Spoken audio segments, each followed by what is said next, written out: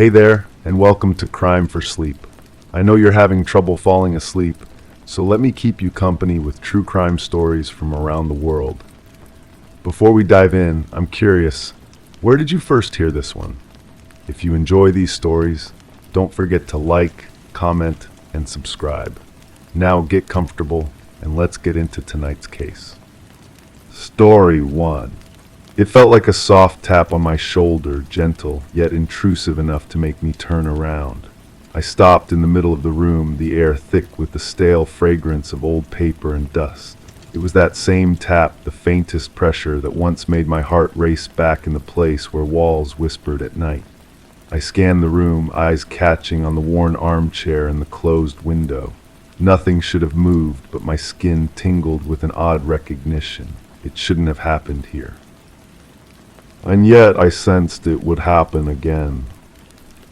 The library smelled wrong. Beneath the expected mustiness of aging books lay something else, something metallic and sharp that caught in my throat. I had come here searching for answers about her disappearance, drawn by a note she had left tucked between the pages of a cookbook. The note mentioned this place, this room on the 3rd floor where few people ventured. I pulled the slip of paper from my pocket and read her handwriting again. The ink had faded, but her words remained clear. The truth lives where the silence is loudest. She had always spoken in riddles, even before everything went wrong, even before I started questioning whether I really knew her at all. The armchair faced away from me, its burgundy fabric worn smooth along the arms. Someone had been sitting there recently. The impression in the cushion was still deep, and a book lay open on the side table, its pages turned to a chapter about memory and perception. I approached slowly, my footsteps muffled by the thick carpet that had seen better decades. As I rounded the chair, I expected to find it empty. Instead, there was a coffee cup, still warm to the touch, with lipstick marks along the rim. The shade was familiar, a deep red that she wore on special occasions, but she had been gone for weeks. The police had stopped looking. Her family had stopped calling. I sat down in the chair, feeling the warmth that someone else's body had left behind. The book beside me was marked with pencil notes in the margins, observations about how memory can be manipulated, how witnesses can convince themselves they saw things that never happened. The handwriting wasn't hers, but it wasn't mine either. The window beside me offered a view of the courtyard below, where a few people moved between buildings like distant figures in a painting. One of them looked up at my window and waved. I couldn't make out the face from this distance, but something about the gesture made my chest tighten. It was too familiar, too knowing. I had met her in a place like this, surrounded by books and the weight of accumulated knowledge. She worked there, helping people find what they were looking for, though she always seemed to know more about their searches than they did themselves. When I asked her about it, she would smile and change the subject, her fingers playing with the silver bracelet she always wore. That bracelet was now in my pocket, found on my doorstep the morning after she vanished. No note, no explanation, just the jewelry she never removed lying on my welcome mat like an accusation. The police said it proved nothing. People lose things. People leave things behind when they want to disappear. But I knew she wouldn't have left it willingly. That bracelet was a gift from someone important to her, someone she never talked about but whose memory seemed to follow her everywhere. She would touch it when she was nervous, twist it around her wrist when she was thinking. It was part of her in a way that made its abandonment impossible to accept. The tap on my shoulder came again, so light it might have been imagined. This time I didn't turn around. Instead, I focused on the reflection in the window glass, trying to see what stood behind me. The image was distorted by the old glass, but I could make out a shape, a presence that seemed to shift when I tried to look directly at it. "You came," a voice said, so quiet it might have been the building settling or the whisper of air through old ventilation systems. "I wasn't sure you would." I recognized the voice, but it seemed wrong somehow, like a recording played at the wrong speed. When I finally turned, the space behind me was empty, but the air moved as if someone had just passed through it. The scent of her perfume lingered, that floral fragrance she wore that always reminded me of funeral homes and hospital waiting rooms. On the table beside the chair, next to the warm coffee cup, lay a photograph I hadn't noticed before. It showed the two of us together, but something about the image was off. Our faces looked right, our clothes looked familiar, but the background was a place I had never been. We stood in front of a building I didn't recognize, our arms around each other in a pose that felt natural yet impossible. I picked up the photograph, studying it carefully. The paper felt old, older than it should have been considering when it was supposedly taken. The edges were yellowed, and there were creases that suggested it had been folded and unfolded many times. On the back, someone had written a date, but the ink had smudged beyond recognition. The more I stared at the image, the more details seemed wrong. The shadow we cast didn't match the position of the sun. The reflection in a window behind us showed different people entirely. My own face looked younger, but also somehow hollow, as if I was looking at someone pretending to be me. I slipped the photograph into my pocket next to her bracelet and stood up from the chair. The warmth I had felt when I first sat down was gone, replaced by a chill that seemed to come from within the furniture itself.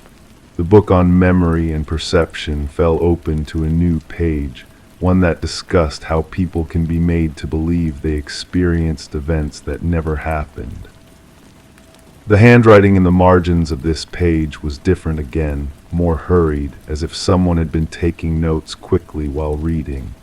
These notes were about her, about the way she moved through the world like someone carrying a secret too heavy to share. The observer had been watching her for some time, documenting her habits, her preferences, her fears. I recognized some of the details from my own experience with her, but others described a person I had never met. According to these notes, she was afraid of small spaces and had a scar on her left shoulder from a childhood accident. But I had seen her comfortable in elevators and closets, and I had never noticed any scar during our time together. Either someone else knew a different version of her, or I had been seeing only what I was meant to see. The possibility that she had been performing our entire relationship sat in my stomach like a stone.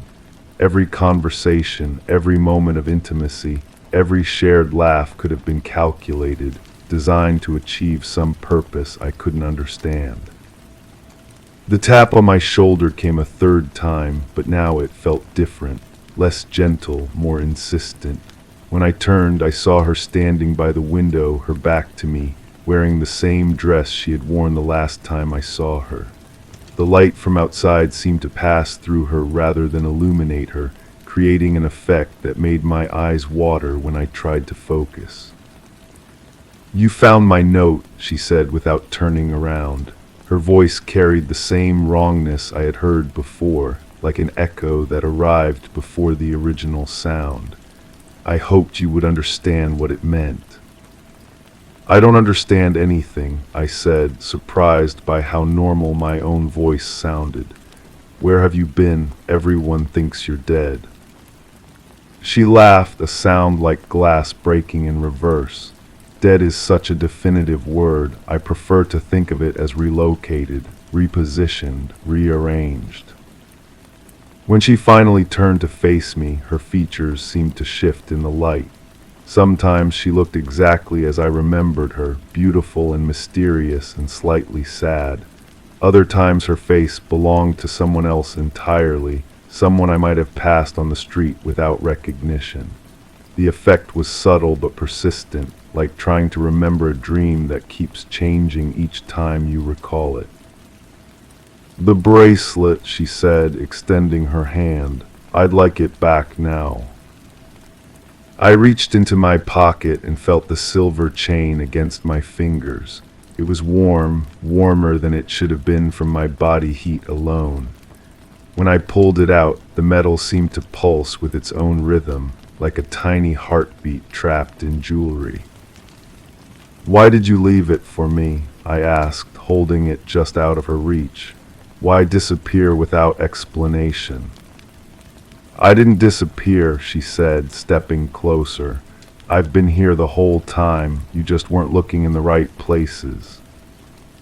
As she moved toward me, I noticed that her feet made no sound on the carpet. The floorboards didn't creak. The air didn't stir around her passage.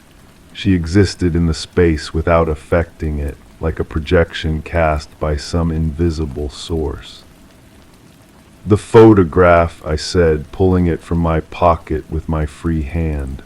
"When was this taken? I don't remember being in that place." She glanced at the image and smiled, but the expression didn't reach her eyes. Memory is such an unreliable narrator. You were there, we both were. The question isn't when it happened, but why you've chosen to forget. I looked at the photograph again, and this time I noticed something new. In the background, barely visible behind a tree, stood a figure watching us. The face was too distant to make out clearly, but something about the posture was familiar. The way the shoulders held tension, the slight forward lean of someone listening carefully to a conversation they weren't meant to hear. "Who is that?" I asked, pointing to the figure who was watching us. She took another step closer, close enough that I should have been able to feel her breath, but the air around me remained still. "The same person who's been watching us all along. The same person who brought you here, who left the coffee cup warm, who whispered your name in the hallway when you thought you were alone." The realization crept over me slowly, like cold water rising. The handwriting in the book margins, the notes about her habits and fears, the detailed observations of someone who had been studying her from a distance. I thought about all the times I had felt watched, all the moments when I had turned around expecting to see someone who was never there. "It was you," I said, though the words felt wrong even as I spoke them. "You were watching yourself, documenting yourself, but why?" She reached out and touched my face, her fingers cold as winter glass, because I needed to remember who I was supposed to be. Because sometimes the only way to become someone is to observe them so carefully that you forget where they end and you begin. The room around us seemed to shift, the walls breathing like living things. The books on the shelves rearranged themselves, their spines turning to face away from us as if refusing to witness what was happening. The windows showed a different view now, a courtyard filled with people who all had her face, all wearing the same red lipstick, all looking up at our window with identical expressions of patient waiting. I dropped the photograph and the bracelet, backing away from her until I hit the wall behind me. The impact was solid, real, but everything else in the room felt like it was dissolving at the edges. She remained perfectly still, watching me with eyes that held too much knowledge, too much sadness, too much understanding of things I couldn't grasp. "The truth lives where the silence is loudest," I whispered, repeating the words from her note. "What does that mean?" "It means," she said, her voice now coming from multiple directions at once, "that some disappearances aren't about leaving. They're about finally becoming visible to the people who never really saw you in the first place." The tap on my shoulder came one final time, but now I understood it wasn't her touch I had been feeling. It was my own hand, reaching across some impossible distance to make contact with a version of myself that had been watching, waiting, documenting everything from the shadows of my own awareness. I turned around and found myself face to face with my own reflection, but the image in the mirror showed someone I barely recognized. Someone who had been taking notes, leaving photographs, warming coffee cups in empty rooms. Someone who had been so desperate to understand her disappearance that they had begun to disappear themselves, one observed moment at a time. The library was empty now, had always been empty. The coffee cup was cold, had never been warm. The photograph showed only me, standing alone in a place I had never been, pretending to embrace someone who existed only in the careful documentation of my own longing. But her bracelet remained in my pocket, solid and real and impossible to explain. When I pulled it out, the metal was warm against my palm, pulsing with that same heartbeat rhythm. Engraved on the inside of the band, in handwriting I now recognized as my own, were the words, "For the person you were before you started watching." I left the library carrying more questions than answers, but understanding finally that some mysteries aren't meant to be solved. They're meant to be lived with, carried like jewelry that never quite fits right, worn like photographs of places you've never been with people who might never have existed at all. The tap on my shoulder follows me still, gentle and intrusive, a reminder that the line between observer and observed is thinner than we like to believe.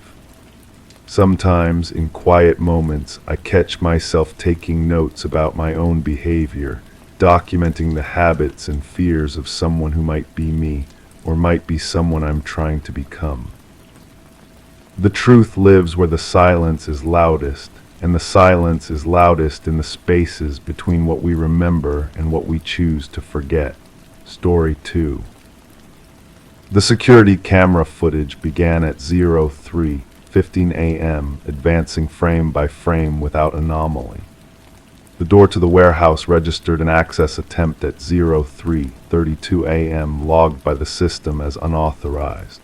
No breaches were visible in the structural integrity of the door, nor were there any forced entry marks. Interior sensors recorded motion in the east corridor from 03:34 to 03:37 a.m., interrupted by brief periods of inactivity. The inventory count remained consistent with the previous audit, every item accounted for. However, the alarm registered a fault at 03:45 a.m., yet the security panel remained in standby mode throughout. I know the smell of that corridor now, metal and dust and something else, something organic that shouldn't be there. It clings to my clothes even when I'm home, even when I've showered twice and changed everything I'm wearing. The scent follows me like a shadow, reminding me that I was there, that I walked those same steps someone else had walked hours before. The footage shows nothing, they tell me. Clean hallways, empty spaces, the steady red blink of sensors doing their job. But I've watched it so many times now that I can see the spaces between the frames, the moments where something might have happened in the darkness between one recorded second and the next. Motion detectors don't lie, but they don't tell the whole truth either. I became the night security supervisor 3 months before it started, though I'm not sure when it actually started. Maybe it was always happening, and I just learned to notice. The warehouse sits at the edge of the industrial district, surrounded by empty lots and chain-link fences that catch garbage and shadows in equal measure. During the day, trucks come and go, loading and unloading cargo that I catalog but never really see. At night, it belongs to me and the cameras and the steady hum of climate control systems, keeping everything at the perfect temperature. The first time I noticed something wrong was probably not the first time something was wrong. Memory works that way, doesn't it? You think you remember the beginning, but really you're remembering the moment you decided to pay attention. I was making my rounds, the same route I'd walked hundreds of times, when I saw the door to the east corridor standing open. Not wide open, just enough to let a thin line of light spill across the concrete floor. I should have checked the logs then, should have pulled up the access records and cross-referenced them with the shift schedules. Instead, I closed the door and continued my rounds, noting the slight resistance in the handle that I'd never felt before. The mechanism was old, installed when the building was constructed decades ago, but it had always worked smoothly. That night, it felt different, reluctant. The warehouse holds inventory for a dozen different companies, everything from electronics to industrial supplies to cases of bottled water that never seem to diminish no matter how many are shipped out. I know every aisle, every shelf, every corner where the shadows gather thickest, where I thought I did. After that night with the door, I started noticing spaces I couldn't account for, gaps in my mental map that seemed to expand when I wasn't looking directly at them. The motion sensors in the East Corridor are more sensitive than the others. The technician who installed them explained that the area had been problematic, prone to false alarms caused by temperature fluctuations and settling in the building's foundation. He adjusted the sensitivity, calibrated them to ignore minor variations in heat and movement, but they still trigger sometimes, recording motion where none should exist. I started keeping my own logs separate from the official records. Small things at first, doors that were open when they should have been closed, inventory items moved just slightly from their designated positions, the faint sound of footsteps echoing from empty corridors. The official reports never mentioned these details. They recorded the facts: access attempts, motion detection, system faults, but not the feeling that something was watching from just beyond the range of the cameras. The access attempt at 03:32 a.m. was logged as unauthorized, but the system couldn't identify what had triggered it. The door's electronic lock showed no signs of tampering, no evidence that anyone had attempted to bypass the security protocols. Yet something had interacted with the mechanism, something that registered as an attempt but left no trace of its presence. I pulled the footage from that night, watching the timestamp advance frame by frame through the early morning hours. The East Corridor remained empty, lit by the pale glow of emergency lighting that cast everything in shades of gray and green. But motion sensors don't trigger without cause, and the brief periods of inactivity between 03:34 and 03:37 a.m. suggested something moving through the space in patterns I couldn't decipher. The alarm fault at 03:45 a.m. was the kind of glitch that happens in older systems, a momentary disruption in the communication between sensors and the central panel. The technician assured me it was nothing to worry about, just the building's aging infrastructure asserting itself.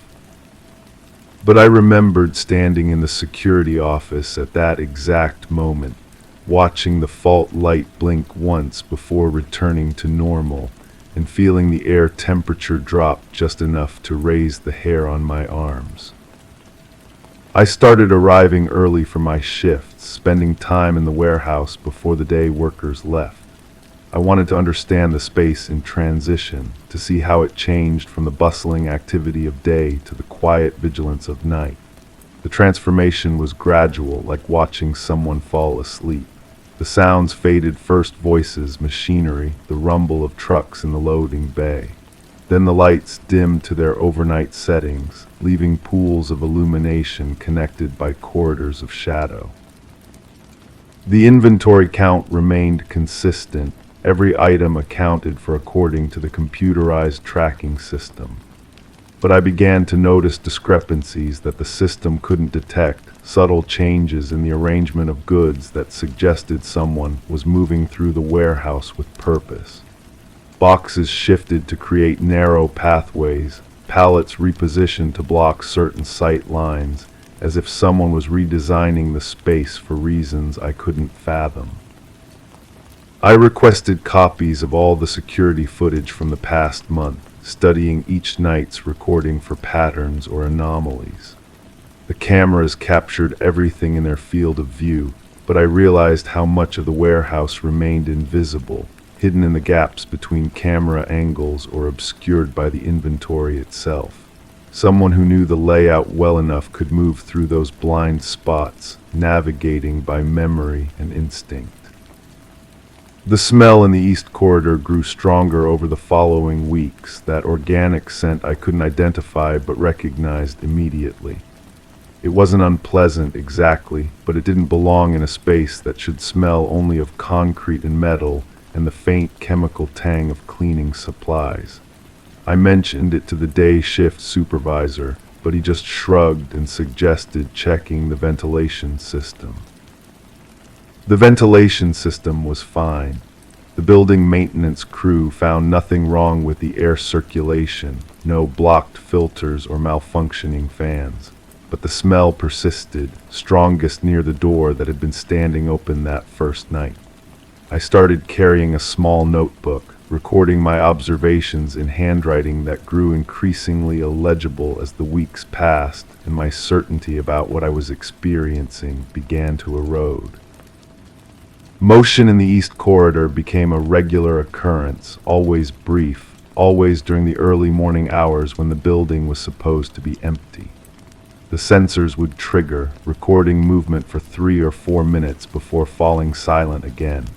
I walked those corridors countless times, searching for explanations, loose cables that might sway in air currents, reflective surfaces that could confuse the infrared detectors, anything that might account for the persistent alerts. I found nothing. The corridor remained stubbornly normal during my inspections. Just another section of the warehouse with concrete floors and metal shelving units, holding boxes of merchandise that someone would eventually ship to customers who would never know about the motion sensors or the unauthorized access attempts or the smell that seemed to intensify whenever I wasn't actively thinking about it. The security panel remained in standby mode throughout all of this, its green light steady and reassuring. The system was functioning properly, recording and logging every event according to its programming. But I began to suspect that the system was only capturing part of the story, that something was happening in the spaces between detection and recording, in the moments too brief or too subtle for electronic sensors to recognize. I started staying later after my shifts ended, sitting in my car in the parking lot and watching the building as the morning sun climbed higher and the day workers began to arrive. The warehouse looked innocent in daylight, just another industrial building surrounded by chain link and concrete. But I knew its nighttime personality now, the way it seemed to breathe and shift when no one was supposed to be watching. The unauthorized access attempts continued, always at the same door, always logged with the same lack of identifying information. I checked and rechecked the employee access records, comparing them with the shift schedules and the logs of who had been in the building and when. Everyone was accounted for. Every legitimate access was documented and explained. But something kept trying to open that door, something the system couldn't identify or categorize. I requested a meeting with the building's owner, a conversation that took place in his office across town while the warehouse sat empty under the afternoon sun. He listened to my concerns with the patience of someone accustomed to dealing with security personnel who spent too much time alone in empty buildings. He assured me that the system was working as designed, that minor glitches and false alarms were normal in a building of that age. But he also authorized additional cameras for the East Corridor, high-resolution units that could capture detail the older system might miss. The installation took place during my shift, technicians working under bright portable lights while I watched from the security office. The new cameras had a different field of view than the old ones, covering angles that had been blind spots for years. The first night with the new cameras was quiet. No motion alerts, no access attempts, no system faults. The East Corridor remained empty and still, lit by the steady glow of LED fixtures that revealed nothing more interesting than concrete and metal and the faint dust motes that drifted through the air. I began to think that maybe the additional surveillance had solved the problem, that whatever had been triggering the sensors had been discouraged by the increased coverage. I was wrong. The motion alerts resumed after 3 nights of silence, but now they seemed different somehow, more deliberate. The sensors would trigger in sequence, as if something was moving methodically through the corridor, testing the response of the new equipment. The high-resolution cameras captured nothing more than their predecessors had, just empty space and shadows that shifted slightly as the automatic lighting adjusted to the sensor's activity. I started bringing books to work, trying to distract myself from the constant monitoring of security feeds and sensor logs. But I found it impossible to concentrate on anything else, my attention always drifting back to the screens that showed the same empty corridors and storage areas night after night. The books remained unread, bookmarks advancing by only a few pages over the course of entire weeks. The smell in the east corridor began appearing in other parts of the building, faint traces that I detected during my rounds but could never quite locate precisely. It was as if something was moving through the warehouse, leaving behind an olfactory signature that my conscious mind couldn't identify but my body recognized immediately. I started breathing through my mouth during my patrols, but that only made me more aware of the taste in the air, metallic and organic and somehow familiar. The inventory discrepancies became more pronounced, though still subtle enough that the computerized tracking system couldn't detect them. Items moved from their designated locations, rearranged in patterns that suggested intelligence and purpose. I began taking photographs during my rounds, documenting the positions of boxes and pallets so I could compare them from night to night.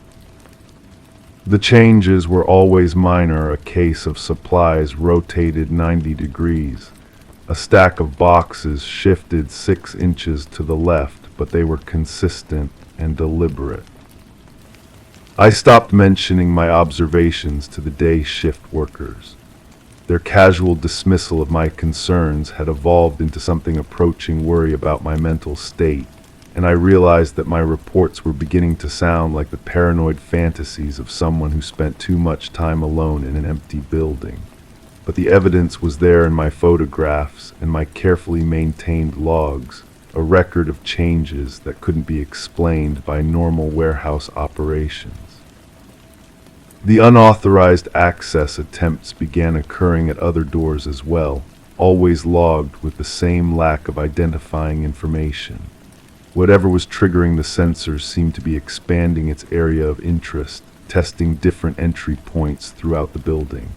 I started carrying a handheld radio during my rounds, though I was never sure who I would call if I actually encountered whatever was causing the disturbances. The new cameras in the East Corridor captured something during the 4th week after their installation. Not a person or an object, but a change in the lighting that lasted for exactly 17 seconds.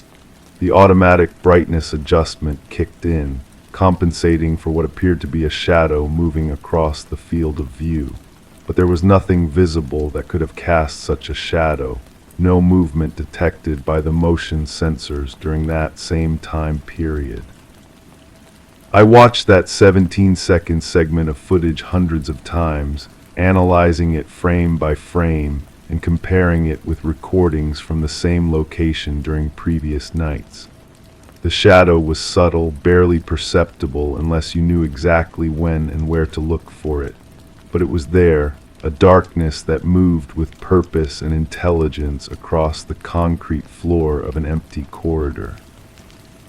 The building's owner agreed to a security assessment by an outside firm, specialists who spent 3 nights in the warehouse with their own equipment and monitoring systems. They found nothing unusual, no signs of unauthorized entry or evidence of tampering with the security systems. Their report concluded that the building was secure and that the various alerts and anomalies were consistent with normal operation of an aging electronic infrastructure. But I noticed that they avoided the East Corridor during their final night of assessment, and their equipment registered the same motion alerts and access attempts that I had been documenting for months. They didn't mention these incidents in their report, but I saw them exchange glances when the sensors triggered at 03:34 a.m., the same time that had become so familiar to me. I started researching the history of the building, searching through public records and old newspaper archives for any information about its construction or previous use. The warehouse had been built decades ago on land that had previously held a smaller industrial facility, demolished to make way for the current structure. But the records were incomplete, and much of the information about the earlier building had been lost or misfiled over the years. The motion sensors continued their nightly alerts, always in the early morning hours, always lasting for the same brief periods of time. I began to think of them as appointments, scheduled meetings between the building and something that existed just beyond the reach of our surveillance equipment. The sensors were detecting something real, but something that couldn't be captured by cameras or identified by access control systems. I requested a transfer to day shift security, but the position wasn't available. The night shift was mine until further notice, and I found myself trapped in a routine that had become both familiar and unsettling. I knew every sound the building made as it settled into darkness, every pattern of shadows cast by the emergency lighting, every variation in the hum of the climate control systems. But I also knew that something else was sharing the space with me, something that left no trace of its presence except in the electronic logs and the persistent smell that had become as much a part of the warehouse as the concrete and steel. The inventory count remained consistent through all of this, every item accounted for according to the computerized system. But I realized that the system was only tracking what it had been programmed to recognize, and there might be other things moving through the warehouse that fell outside its parameters. The motion sensors detected presence, but they couldn't identify what they were sensing. The access control system logged attempts, but it couldn't determine what was making them. I started leaving small objects in specific locations throughout the building, a pen on a particular shelf, a piece of paper folded in a distinctive way, a coin placed precisely in the center of a floor tile. These items served as my own detection system, markers that would reveal if something was moving through the warehouse in ways that the electronic sensors couldn't track. Most of them remained undisturbed, but some would be moved or repositioned in ways that suggested careful, deliberate interaction. The security panel's standby mode became a source of constant fascination for me. The green lights blinked in their regular pattern, indicating that all systems were functioning normally, but I began to suspect that normal operation included phenomena that the system's designers had never anticipated. The panel was recording everything it was programmed to detect, but it might be missing other forms of presence or activity that fell outside its recognition parameters. I brought a digital thermometer to work, taking temperature readings throughout the building during my rounds. The climate control system maintained consistent conditions in most areas, but I found cold spots that seemed to move from night to night, always subtle but always present. The east corridor was particularly prone to these temperature variations, drops of just a few degrees that coincided with the motion sensor alerts. The unauthorized access attempts became more frequent, occurring at multiple doors throughout the building during each shift. The pattern suggested something systematically testing the building's security, learning the response times and detection capabilities of each system. But there was never any evidence of actual entry, no indication that whatever was triggering the sensors had any interest in actually entering the building. I realized that it might already be inside. The thought came to me during a routine patrol as I walked through the east corridor and caught that familiar organic scent. The motion sensors had been detecting movement for months, but I had always assumed that something was trying to get in. What if it was already there, had always been there, and was simply moving through spaces I couldn't monitor or areas that existed between the camera angles and sensor coverage? The building plans showed every room and corridor, but buildings age and change in ways that architectural drawings can't capture. Walls settle, creating gaps. Utility spaces evolve as systems are updated and modified. There might be areas within the warehouse that weren't officially documented, spaces that someone familiar with the building's history could navigate without appearing on any surveillance system. I started paying attention to the building's sounds, learning to distinguish between the normal settling and mechanical noises and the subtle variations that might indicate something else moving through the structure. Late at night, when the climate control system cycled off and the building fell into its deepest quiet, I could sometimes hear what sounded like footsteps, but never quite where I expected them to be. The smell in the east corridor reached its strongest intensity just before dawn, as if whatever was causing it was most active during the transition between night and day. I started timing my patrols to coincide with this period, hoping to finally encounter whatever was sharing the building with me. But the corridors remained empty during my visits, showing no signs of recent activity except for the lingering scent that had become so familiar. The security camera footage from that night shows me walking through empty hallways, checking doors and examining storage areas that contain nothing but the inventory they're supposed to hold. But I remember feeling watched during those patrols, aware of a presence that stayed just beyond the range of my perception. The cameras captured my movements, but not the sensation of being observed, the certainty that something was tracking my progress through the building.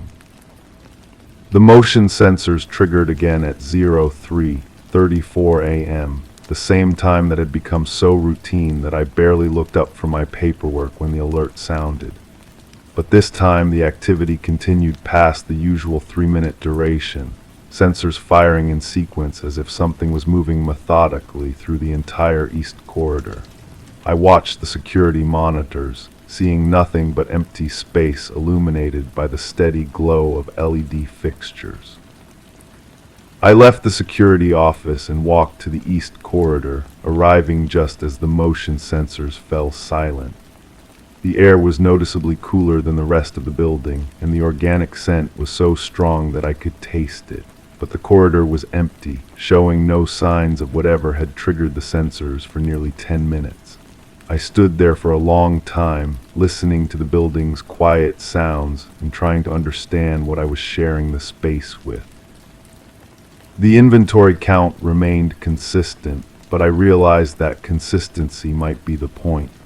Whatever was moving through the warehouse was careful not to disturb the official records, interacting with the space in ways that left no trace in the computerized tracking systems. The electronic logs recorded its presence indirectly, through motion sensors and access attempts, but never in ways that would trigger official investigation or intervention. I started thinking about the building during daylight hours, wondering what happened to whatever was triggering the sensors when the warehouse filled with day shift workers and truck drivers and the normal activity of a functioning facility. Did it hide somewhere within the structure, waiting for darkness to resume its movements? Or did it simply cease to exist during daylight, returning only when the building settled into its nighttime quiet? The security panel remained in standby mode, its green light steady and reassuring. But I began to understand that standby didn't mean inactive, it meant waiting, monitoring, ready to respond to events that might or might not fall within its programmed parameters. The system was working exactly as designed, recording and logging everything it was capable of detecting.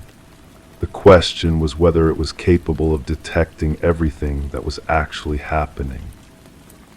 The unauthorized access attempts continued, but I stopped thinking of them as attempts to enter the building. They felt more like communications, signals being sent through the electronic systems by something that understood their language better than I did. The access logs showed failed entry attempts, but maybe they were actually successful transmissions, messages being passed through the building's security infrastructure in ways its designers had never anticipated. I brought a small digital recorder to work, leaving it running in the east corridor during the periods when the motion sensors were most active. The recordings captured nothing but the ambient sounds of the building air circulation, electrical hums, the distant rumble of traffic from the highway. But when I listened to them through headphones, I sometimes detected variations in the background noise, subtle changes that might have been caused by something moving through the space. The smell began appearing in my apartment, faint traces that I noticed when I came home from work and showered off the night's accumulated dust and stale air. At first, I thought I was carrying it with me on my clothes or in my hair, but it persisted even after I changed and washed, a familiar organic scent that seemed to have followed me home from the warehouse. I started taking different routes to and from work, varying my schedule and parking in different locations. But the feeling of being observed continued, a sense of presence that existed just beyond the edge of my perception. I found myself checking my rearview mirror more frequently, scanning parking lots and building entrances for signs of surveillance that I never quite detected. The building's owner called to check on the security situation, asking if the additional cameras had resolved the issues I had been reporting. I told him that the alerts were continuing, but that I hadn't been able to identify their cause.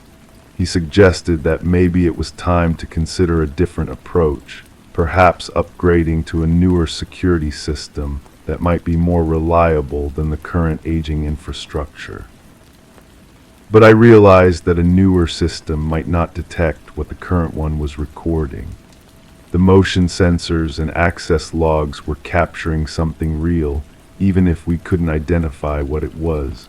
A more sophisticated system might filter out the anomalies as false positives, eliminating the only evidence we had of whatever was sharing the warehouse with us.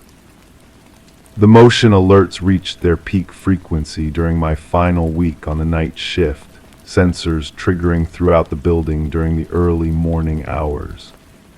The east corridor remained the center of activity, but the disturbances had spread to other areas as well, as if whatever was causing them was expanding its territory or increasing its confidence. The security cameras captured nothing but empty spaces, but the electronic logs told a different story of presence and movement and systematic interaction with the building's systems. I spent my last night walking through every corridor and storage area, saying goodbye to a building that had become as familiar as my own home. The warehouse felt different during that final patrol, quieter somehow, as if whatever had been sharing the space with me was also preparing for a transition. The motion sensors remained silent, and the organic scent in the east corridor was barely detectable. The security panel's green lights blinked in their steady pattern, indicating that all systems were functioning normally. I signed off on my final report, noting that the building was secure and that all inventory was accounted for.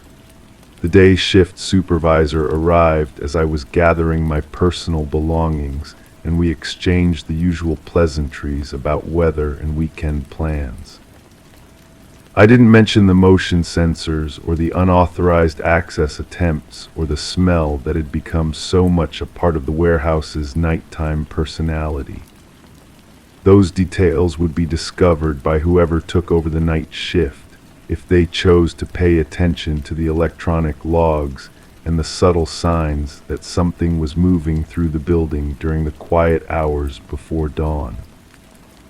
The security camera footage began at 03:15 a.m., advancing frame by frame without anomaly. But I know now that anomalies don't always appear in the footage. Sometimes they exist in the spaces between frames, in the moments too brief or too subtle for cameras to capture.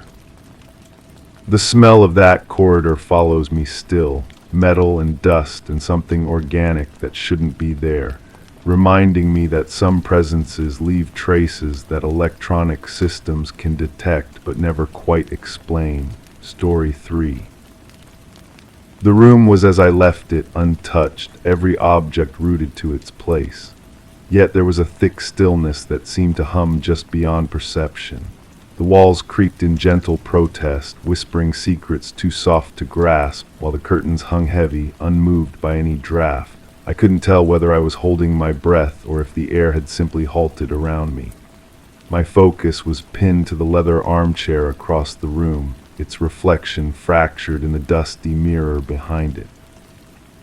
I counted the seconds, waiting for the chair's shadow to shift, for a creak, a sign, anything. Then, a single fold in the draped curtain quivered, and I realized what I had missed all along: there was no wind. The realization came slowly, like water seeping through fabric. I had been watching this room for weeks, maybe months, waiting for something I couldn't name. The leather chair had become my compass point, the one constant in a world that seemed to shift when I wasn't looking.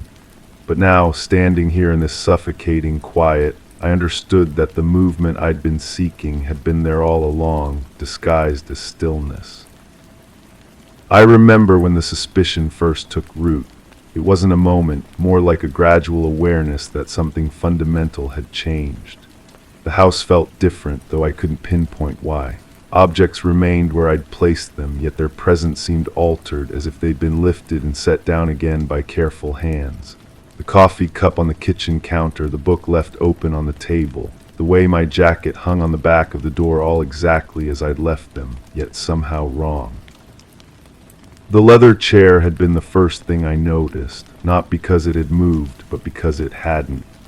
Every morning I would find it positioned at the same angle to the window, its worn arms catching the light in identical patterns, too identical, too precise, as if someone had been studying its placement, memorizing the exact way the shadows fell across its surface.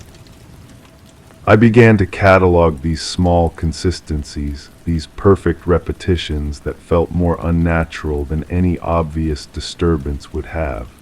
The way the curtains hung in identical folds each morning, the precise angle of the lamp beside the chair, the dust patterns on the mirror that never seemed to accumulate or diminish, frozen in their scattered constellations. My attention became consumed by these details.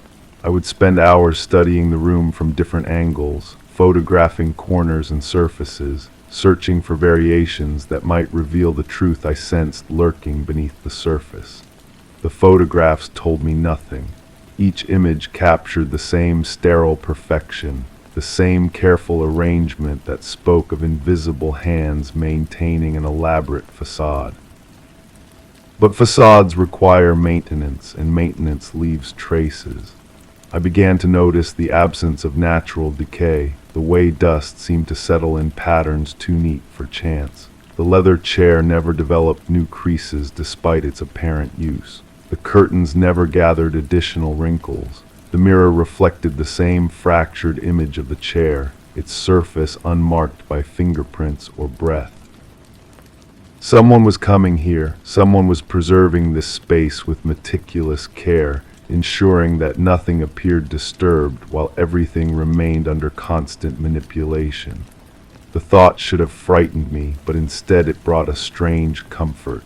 At least I wasn't losing my mind. At least there was an explanation for the wrongness I felt. I started leaving small tests, a hair placed across a doorframe, a piece of paper positioned at a specific angle, tiny disturbances that would reveal movement without appearing intentional. Each morning I would check these markers, and each morning I would find them undisturbed, yet the feeling of wrongness persisted, growing stronger with each passing day. The leather chair became my focal point, my anchor in this sea of careful deception. I would sit in it for hours, feeling the worn leather against my skin, trying to detect any foreign warmth that might linger from another's presence. The chair held its secrets well, offering no confession beyond its too perfect positioning. I began to question my own memory. Had I really left the room exactly as I found it each morning? Was my recollection of object placement reliable, or was I creating patterns where none existed? The uncertainty gnawed at me, but it also sharpened my focus. I became more observant, more attuned to the subtle rhythms of the space. The mirror behind the chair showed me things I might have missed otherwise. In its dusty surface, I could see the entire room reflected back at an angle that revealed corners and shadows invisible from any direct vantage point. I spent hours studying this reflected world, searching for inconsistencies between reality and reflection. That's when I noticed the curtains, not their positioning, which remained constant, but their substance. In the mirror, they appeared to move with a subtle rhythm, a gentle swaying that was invisible when viewed directly. The reflection showed what the eye couldn't see: the presence of air currents that shouldn't exist in this sealed space. I approached the curtains with new interest, running my hands along their heavy fabric, feeling for drafts or hidden openings. The material was thick and lined, designed to block both light and air. Yet somehow, somewhere, air was moving through this room, creating currents too subtle for direct observation, but visible in the mirror's honest reflection. The discovery changed everything. If air was moving, then the space wasn't as sealed as it appeared. If the space wasn't sealed, then access was possible. If access was possible, then my suspicions had foundation.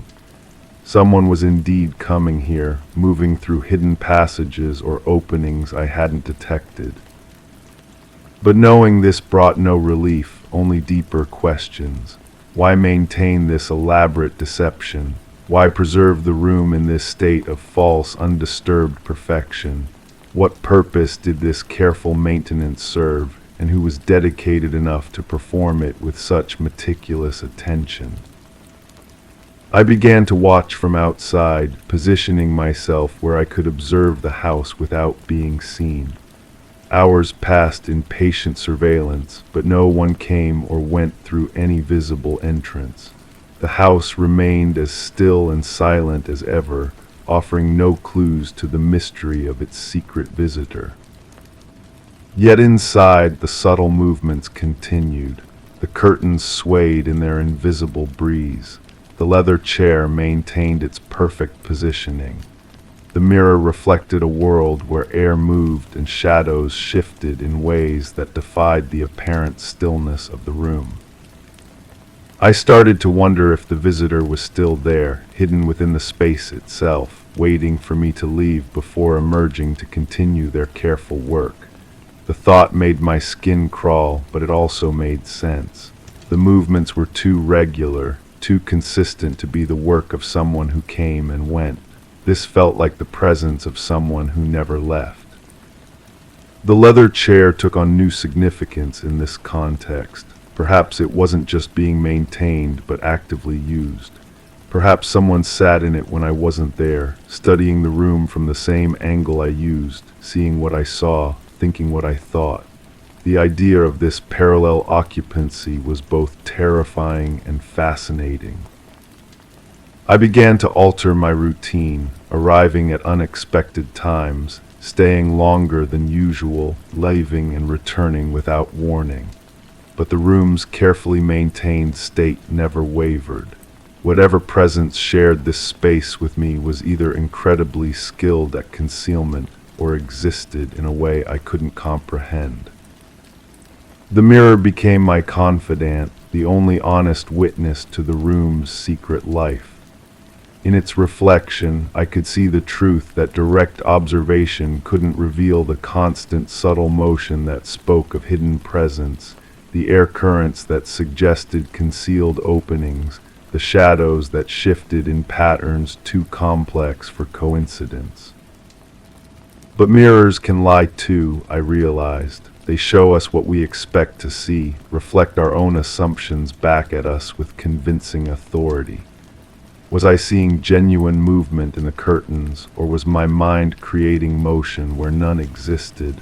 Was the air really moving, or was I projecting my suspicions onto innocent fabric? The uncertainty became a weight I carried everywhere. In quiet moments, I would find myself thinking about the room, about the chair, about the invisible presence that might or might not share that space with me. The mystery had become an obsession, a puzzle that demanded solution even as it resisted every attempt at understanding. I started bringing tools to help with my investigation.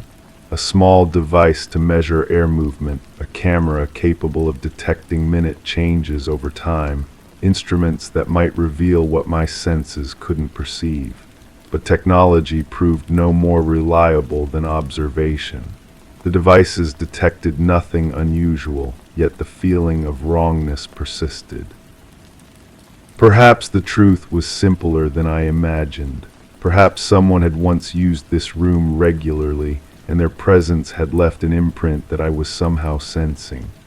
Perhaps the careful arrangement of objects was the result of habit rather than ongoing maintenance.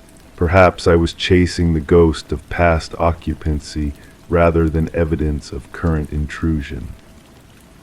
But that explanation didn't account for the moving curtains, the shifting air currents visible only in reflection.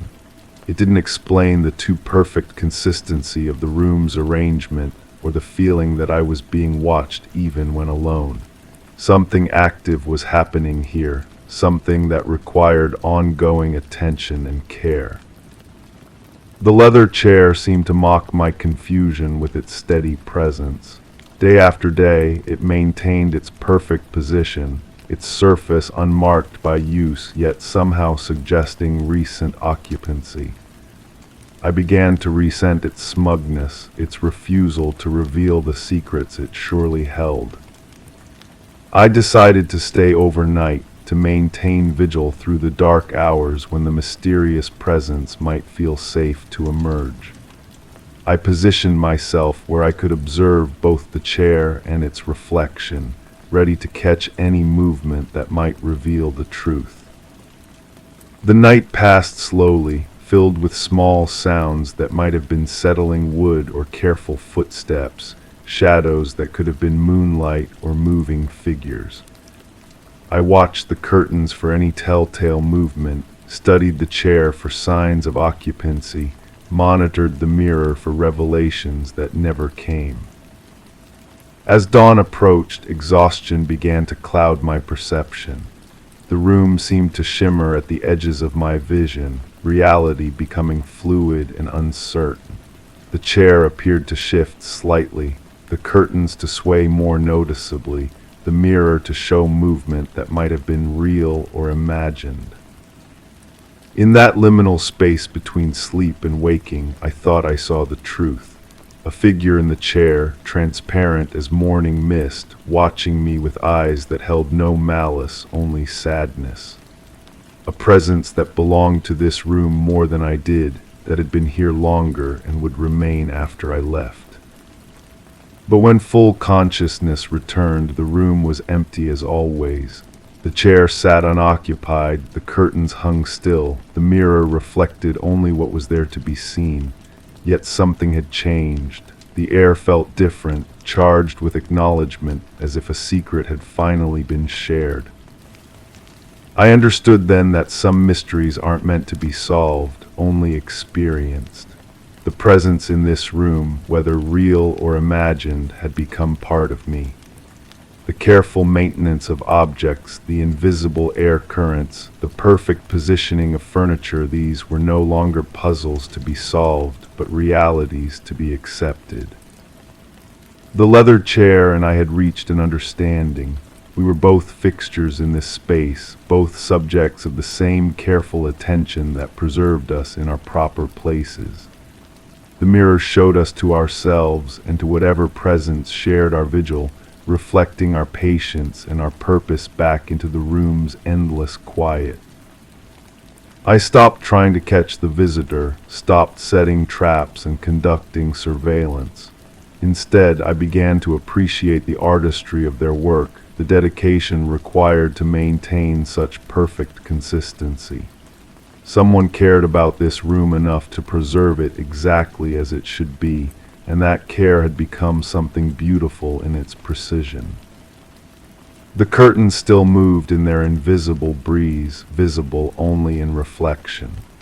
The chair maintained its perfect angle to the window. The mirror continued to show me truths I couldn't see directly, but now these mysteries felt like gifts rather than torments, secrets shared rather than withheld. I realized I had been asking the wrong questions. Instead of who was coming here and why, I should have been asking what this room meant, what it represented to someone who cared for it so carefully. The answer wasn't in the evidence of intrusion, but in the evidence of love, the meticulous attention that kept everything exactly as it should be. The room was as I left it, untouched, every object rooted to its place. Yet now I understood the thick stillness that hummed just beyond perception, recognized the whispered secrets in the wall's gentle protest. The curtains hung heavy with the weight of careful preservation, and I no longer held my breath waiting for change. My focus remained pinned to the leather armchair, but now I saw it as a throne of memory rather than a puzzle to be solved. In the dusty mirror behind it, our reflections merged mine and that of the invisible presence who shared this sacred space. I no longer counted seconds or waited for shadows to shift. The single fold in the draped curtain quivered as it always had, and I smiled at what I had finally understood. There was no wind, but there was love, and love moves all things in ways too subtle for the eye to see. Story 4. I stood motionless in the dimly lit room, aware of an uncomfortable stillness that clung to the air like a dense fog. The soft rustle of curtains, disturbed by a breeze that never touched my skin, was the only sound. The room was familiar yet foreign, every corner shadowed just beyond recognition. My gaze fell upon the doorway. It appeared unchanged, yet not quite as remembered. The frame seemed wider, as if expecting something or someone larger to pass through. I waited, the silence pressing down with an oppressive weight, until I realized the shadows within the room had grown darker, yet the time of day hadn't changed. But I knew what had happened here. I'd always known. The woman had died in this room 3 months ago. Natural causes, they said, heart failure brought on by stress and poor health.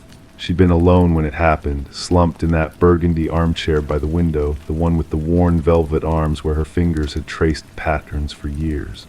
The coroner's report was clear. The family doctor nodded with sad certainty. Even the neighbors agreed it made sense. She'd been frail, anxious, living on borrowed time. I was her caregiver, had been for almost 2 years. I knew her routines better than anyone. Morning tea at 7 sharp, always in the blue china cup with the hairline crack.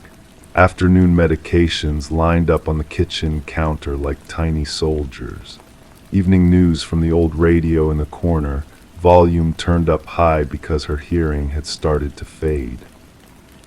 The day she died, everything followed the usual pattern. I'd arrived that morning to find her already dressed, sitting at the small table by the kitchen window, staring out at the garden she could no longer tend. Her breathing seemed labored, but that wasn't unusual. The doctor had warned us both that her condition was deteriorating. We went through the motions of her day. I helped her to the armchair where she liked to rest after lunch. She seemed more tired than usual, her skin pale and slightly clammy. When I asked if she needed anything, she just shook her head and closed her eyes. I left her there to nap while I went to prepare her afternoon medications. The kitchen was quiet except for the steady tick of the wall clock and the distant hum of the refrigerator. I remember counting out the pills carefully, double-checking the dosages as I always did. White ones for her heart, small yellow ones for blood pressure, the larger capsules for pain management. When I returned to check on her 20 minutes later, she was gone, still sitting in the chair, but gone. Her head tilted slightly to one side, mouth slightly open, hands folded in her lap as if she'd simply drifted away in her sleep. The paramedics confirmed what I already knew. The police asked routine questions. The family thanked me for taking such good care of her in her final months. Everything was neat, orderly, expected. That's what I told myself for weeks afterward. That's what I believed. But standing here now in this room where it happened, something feels different. The certainty I'd carried like armor begins to shift, just slightly, like sand beneath my feet. The first crack appeared when I was cleaning out her belongings. Her niece had asked me to sort through the personal items, to separate what might have sentimental value from what could be donated. I was going through the small desk in the corner when I found her journal. I almost didn't read it. Privacy had always been important to her, and even in death that felt sacred. But a loose page had fallen out, and my eyes caught a few words before I could stop myself.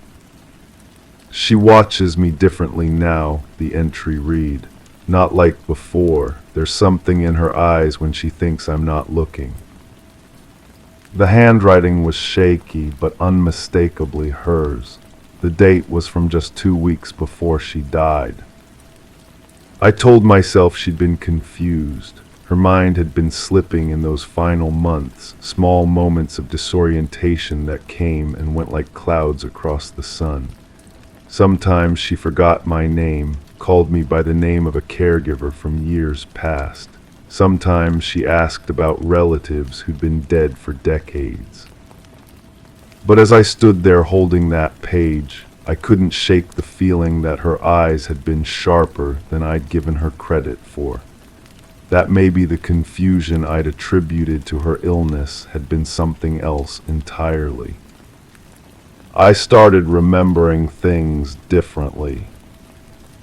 The way she'd grown quieter in those last weeks, less talkative during our daily routines. How she'd begun watching me as I prepared her medications, her gaze following my hands with an intensity that made me uncomfortable. The questions she'd started asking about the pills, what each one was for, why the dosages had changed, whether she really needed so many.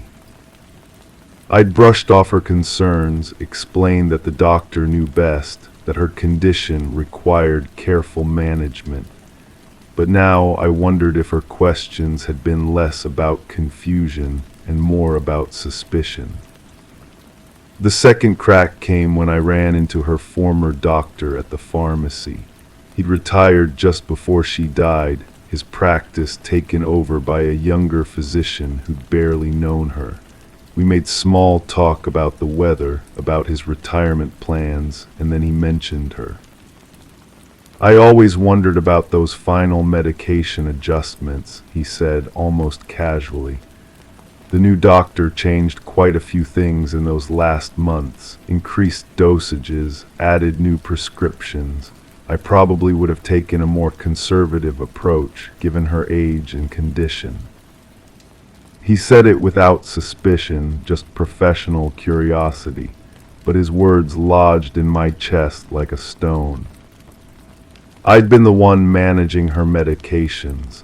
I'd been the one picking up the new prescriptions, organizing the pill containers, making sure she took everything as prescribed. The new doctor had been responsive to my reports about her condition, quick to adjust treatments when I mentioned she seemed to be struggling. Had I been too eager to report problems, too quick to suggest that her symptoms were worsening? Standing in this room now, I can almost see her in that chair, but the image has changed. Instead of a frail woman peacefully drifting away, I see someone who might have been afraid, someone who'd begun to suspect that the person she trusted most was not who she seemed to be. The shadows in the corners seem deeper now, more accusatory. The curtains continue their soft rustling, but the sound has taken on an ominous quality, like whispered warnings I'm only now beginning to hear. I think about the insurance money, not a fortune, but enough to change my circumstances significantly.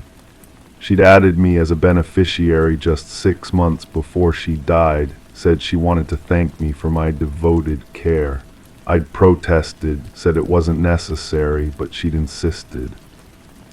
Had I planted that idea? Had I somehow influenced her decision without even realizing it? The memories keep shifting, taking on new meanings. The way I'd gradually isolated her from other visitors, suggesting that too much excitement wasn't good for her heart. How I'd become her primary connection to the outside world, filtering information, managing her relationships with family members who lived far away. I'd told myself I was protecting her, but now I wonder if I was protecting something else entirely.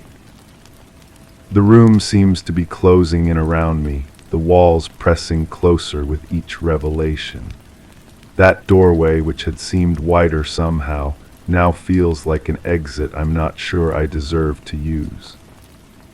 Because the most disturbing realization isn't about what I might have done deliberately.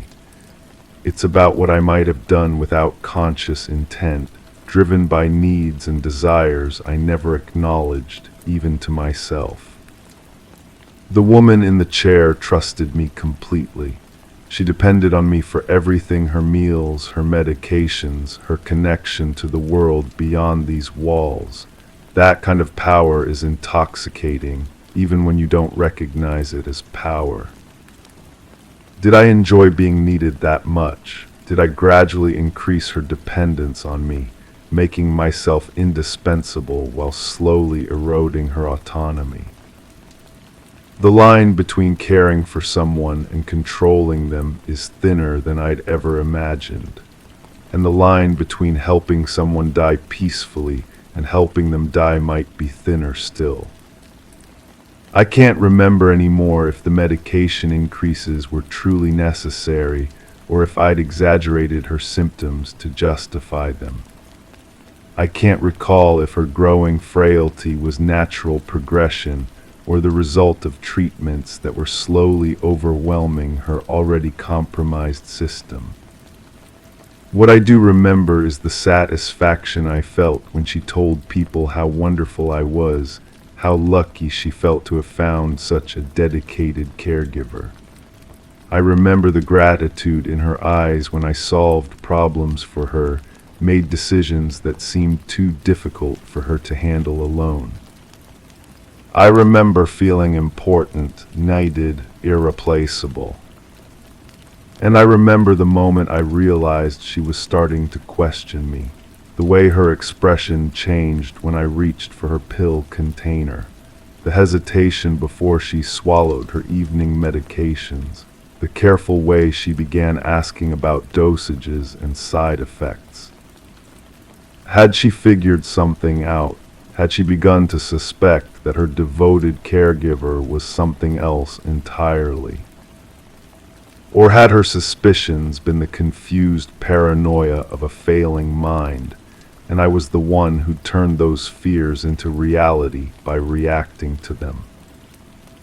The worst part is that I can't tell the difference anymore between memory and reconstruction, between what actually happened and what might have happened. The truth has become fluid, shifting like the shadows in this room that grow darker without any change in the light. I know that I loved her in my way. I know that I wanted to take care of her. But I'm no longer sure if love and care were my only motivations, or if something darker had been growing alongside them, feeding on her vulnerability and my power over her daily existence. The woman who died in this room might have been a victim of natural causes, exactly as everyone believed. Or she might have been a victim of something more insidious, a slow erosion of her health and autonomy by someone who convinced themselves they were helping.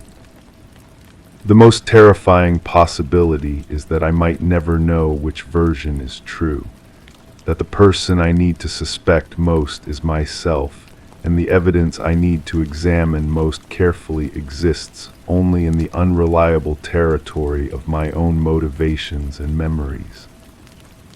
As I stand here in this room where she died, surrounded by shadows that seem to grow darker with each passing moment, I realize that the investigation I thought was over has only just begun. And the person I'm investigating is the one person whose testimony I can never fully trust. The silence presses down around me, heavy with questions that have no clean answers. The curtains continue their soft, accusatory rustling, and I find myself wondering if the uncomfortable stillness in this room isn't just the aftermath of death, but the presence of truth itself, waiting patiently to be acknowledged. But truth, I'm beginning to understand, might be more complex and more damning than I ever imagined. And the person who needs to face it might be standing right here, in this dimly lit room, finally beginning to see herself clearly for the first time. Story 5. The latch clicked an echo of itself, but the door held firm against my push. I glanced at the clock, its hands shuffled uncertainly, like dancers unsure of their steps. The air felt thick, as if layered by forgotten conversations trapped between the walls. My fingers traced the familiar curve of the banister, yet the wood seemed to shiver beneath my touch. In the mirror, my reflection blinked a beat too late, and as I turned away, a sense of dissonance lingered like an unfinished chord.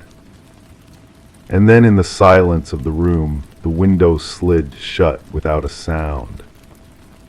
I remember the first time I noticed the pattern. 3 soft taps against the kitchen window, always in the same rhythm, like someone testing the glass, checking its strength. I told myself it was branches, wind, the settling of old frames, but branches don't tap with such deliberate precision. The coffee cup sat exactly where I'd left it, but the ring of moisture beneath had shifted, just slightly, enough to catch the light differently when I returned from the bathroom. These are the details that accumulate, the small disruptions that whisper of presence where there should be none. She used to arrange the magazines in perfect fans across the table. I never understood the system, but I recognized the order. Now they lie scattered, their corners bent, their glossy faces reflecting nothing but my own confusion. When did I stop noticing her absence and start noticing these intrusions? The basement door stands ajar. I close it each night before bed, the same ritual I've maintained since childhood. Yet each morning, that sliver of darkness greets me like a knowing smile. The lock works perfectly. I've tested it dozens of times, turning the key until my fingers ache from the repetition. I found the photograph tucked inside a book I hadn't opened in months. The image showed our backyard, taken from an angle impossible from any window in the house. Someone had stood among the trees, patient and still, capturing the ordinary scene of me watering the garden. My face turned toward the camera as if I'd sensed the lens, but I have no memory of that moment. The neighbor mentioned seeing lights in my house while I was away visiting my sister. Warm yellow rectangles moving from room to room in a pattern that suggested familiarity. Someone who knew which floorboards creaked, which switches controlled which lamps. When I asked for more details, she grew vague, uncertain. Perhaps she'd been mistaken. There's a smell that comes and goes, something floral mixed with cigarette smoke. She never smoked, despised the habit with religious fervor. Yet the scent clings to certain corners of the house, strongest near the closet where her clothes still hang in neat, untouched rows. I've started leaving small tests. A hair across the doorframe, a coin balanced on the edge of a shelf, a book open to a specific page. Some remain undisturbed, others vanish entirely, as if my paranoia has become a game someone else enjoys playing. The police officer who took my statement had kind eyes but skeptical questions. No signs of forced entry, nothing missing, no evidence of actual intrusion. Just the persistent feeling that my space had been invaded, that invisible boundaries had been crossed. He suggested better locks, a security system, perhaps a conversation with someone trained in grief counseling. But grief doesn't rearrange furniture or leave muddy footprints that disappear by morning. Grief doesn't know the combination to the safe where I keep her jewelry, doesn't understand which pieces she treasured most. The emerald ring she wore every day sits in a different position each time I check, rotated slightly as if someone had tried it on. I installed cameras, small devices that promised to capture truth in digital clarity. For weeks they recorded nothing but my own restless movements, my increasingly erratic sleep patterns, the way I've begun talking to empty rooms. Then the memory cards started going blank, their contents erased by some technical malfunction I couldn't explain. The handwriting in the margins of her favorite novel looks like mine, but I don't remember making those notes. Comments about character motivations, questions about the narrator's reliability, observations about the thin line between love and obsession. The ink matches the pen I keep beside my bed, but the thoughts feel foreign, as if someone else had borrowed my hand. I dream of her standing in the garden, her back turned toward the house. When I call her name, she doesn't respond, doesn't turn around, but her shoulders tense, and I know she hears me. I know she's choosing not to answer. I wake with dirt under my fingernails and no memory of going outside. The real estate agent suggested staging might help with the sale. Remove personal items, create neutral spaces that potential buyers could imagine filling with their own lives. But when I tried to pack her things, my hands wouldn't cooperate. Each item felt weighted with significance, charged with the electricity of memory. There's a rhythm to the disturbances now, a pattern I'm beginning to recognize. They intensify when I consider leaving, subside when I commit to staying, as if the house itself has developed preferences, opinions about my choices, as if something wants to keep me here, suspended in this strange half-life between past and present. I found the spare key under the flower pot where she always hid it, though I'd removed it months ago. The metal was warm despite the cool morning, and it fit the lock with the same smooth precision it always had. I stood there holding it, trying to remember if I'd put it back without thinking, if my subconscious had recreated her habits. The therapist asked about my support system, my coping mechanisms, the difference between healthy grief and destructive obsession. I nodded at appropriate moments, offered the responses she seemed to expect. But how do you explain that you're not mourning a person but negotiating with a presence? Sometimes I catch myself setting two places at the table, preparing portions for a dinner companion who won't arrive. The extra plate sits there until I remember, until reality reasserts itself with uncomfortable clarity. But the food on that plate always disappears, and I tell myself I must eat more than I realize.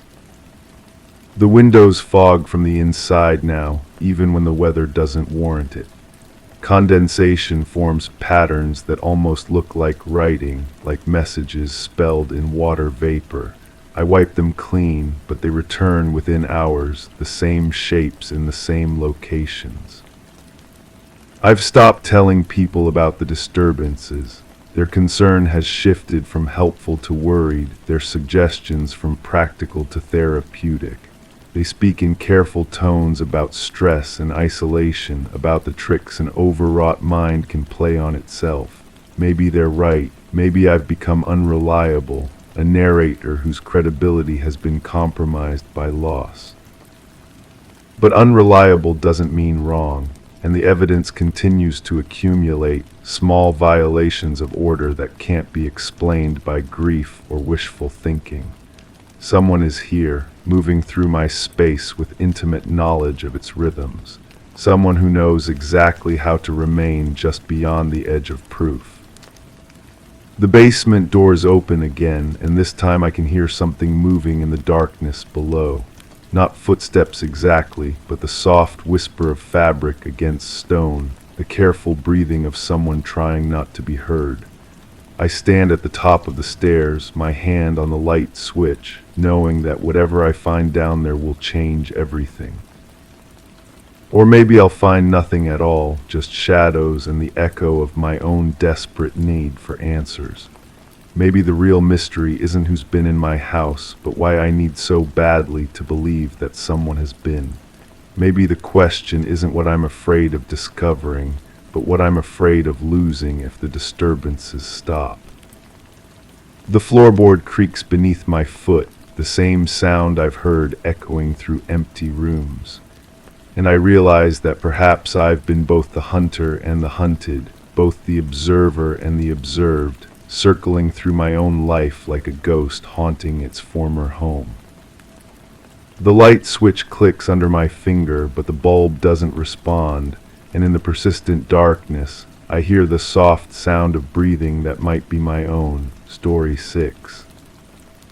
It wasn't unusual for the curtains to flutter slightly, even when the windows were closed. There was a certain comfort in the rhythm of the day, coffee brewed at 7, papers stacked neatly by 8, and the tap of rain against the glass by 9. It was just how things were. Sometimes there was a smudge on the window that shifted in the dim light as if something had been there and left no trace. I didn't clean the spots, they didn't bother me. The garden looked as it always did, though some footprints seemed deeper and the path less worn. I chose not to draw attention to it. At 10, I turned off the garden lights. I didn't lock the door. There wasn't any need. Whoever came back didn't need an invitation. The sound of coffee dripping, that's what I remember most clearly. The mechanical rhythm of it, like a heartbeat in the kitchen. But when I try to picture the kitchen itself, the details blur. Was the counter marble or wood? Were there dishes in the sink? I can smell the coffee, bitter and dark, but I can't remember drinking it. There was someone else there, I'm almost certain of this. The way shadows fell across the floor suggested movement beyond my own. A second cup maybe, or the impression of one. When I close my eyes and try to focus, I see hands reaching for something on the counter. Not my hands. The fingers were longer, the nails kept shorter than mine. "You always did that," a voice says in my memory. But did what? The words hang there incomplete, like a sentence cut in half by static. The papers were important. Legal documents, I think, though I can't recall what they contained. My signature appears on several pages, but the ink looks different in places, darker in some spots, lighter in others, as if written at different times or with different pens. There's another signature beside mine on one page, but when I try to focus on the name, it becomes illegible, like trying to read in a dream. I remember folding the papers carefully, placing them in an envelope. The envelope was manila, thick and official looking. But where did it go after that? The memory stops there, cuts off like a film reel snapping. The garden path was brick, I think, red brick worn smooth by weather and footsteps. But whose footsteps? Mine, certainly, but the pattern suggests someone else walked there regularly. Someone with a longer stride, someone who stepped more heavily on the left foot than the right. The impression of a slight limp, perhaps, or just a habit of favoring one side. There were roses along the path, white roses. I'm certain of this because I remember the smell, sweet and cloying in the humid air. But when I try to picture them, they seem wrong somehow. Too perfect, too symmetrical, like they'd been arranged rather than grown, like a funeral display. "They're beautiful," the voice says again, the same voice from the kitchen. But was it speaking about the roses or something else entirely? The tone carries approval, but underneath it, something else. Satisfaction, maybe, or relief. The rain against the window sounds different now when I remember it. Not the gentle patter I initially recalled, but something more urgent, more desperate, like fingers tapping against glass trying to get in or trying to get out. I find myself standing at the window watching the garden, but which window? The kitchen window overlooks the back garden, but I have a sense of looking out from somewhere else, somewhere higher up. A bedroom window perhaps, or an office. The perspective is wrong for the kitchen. From this vantage point I can see the entire path, the roses, and something else. A shovel leaning against the garden shed, clean but recently used, the blade still damp with soil. "It's done," the voice says, not to me I realize, but into a phone. A conversation I wasn't meant to hear, but somehow did. "No, there won't be any questions. Everything's been arranged." But what was done, what had been arranged? The harder I try to remember, the more the details slip away, like trying to hold water in cupped hands. The curtains flutter again, and I realize I'm back in the present moment, or what I think is the present moment. The coffee maker is silent now, but I can still smell the bitter aroma. The papers are gone from the counter, the envelope too. When I look out at the garden, the shovel is no longer by the shed. But the footprints remain, deeper now, more pronounced, as if the weight they carried was heavier the last time someone walked that path. I tried to remember leaving the house that day. Surely I must have gone somewhere, to the bank perhaps, or to meet someone. But my memory of the outside world is blank, like a page that's been erased. I remember only the house, the garden, the routine that felt so normal at the time. The lights in the garden were automatic, I think.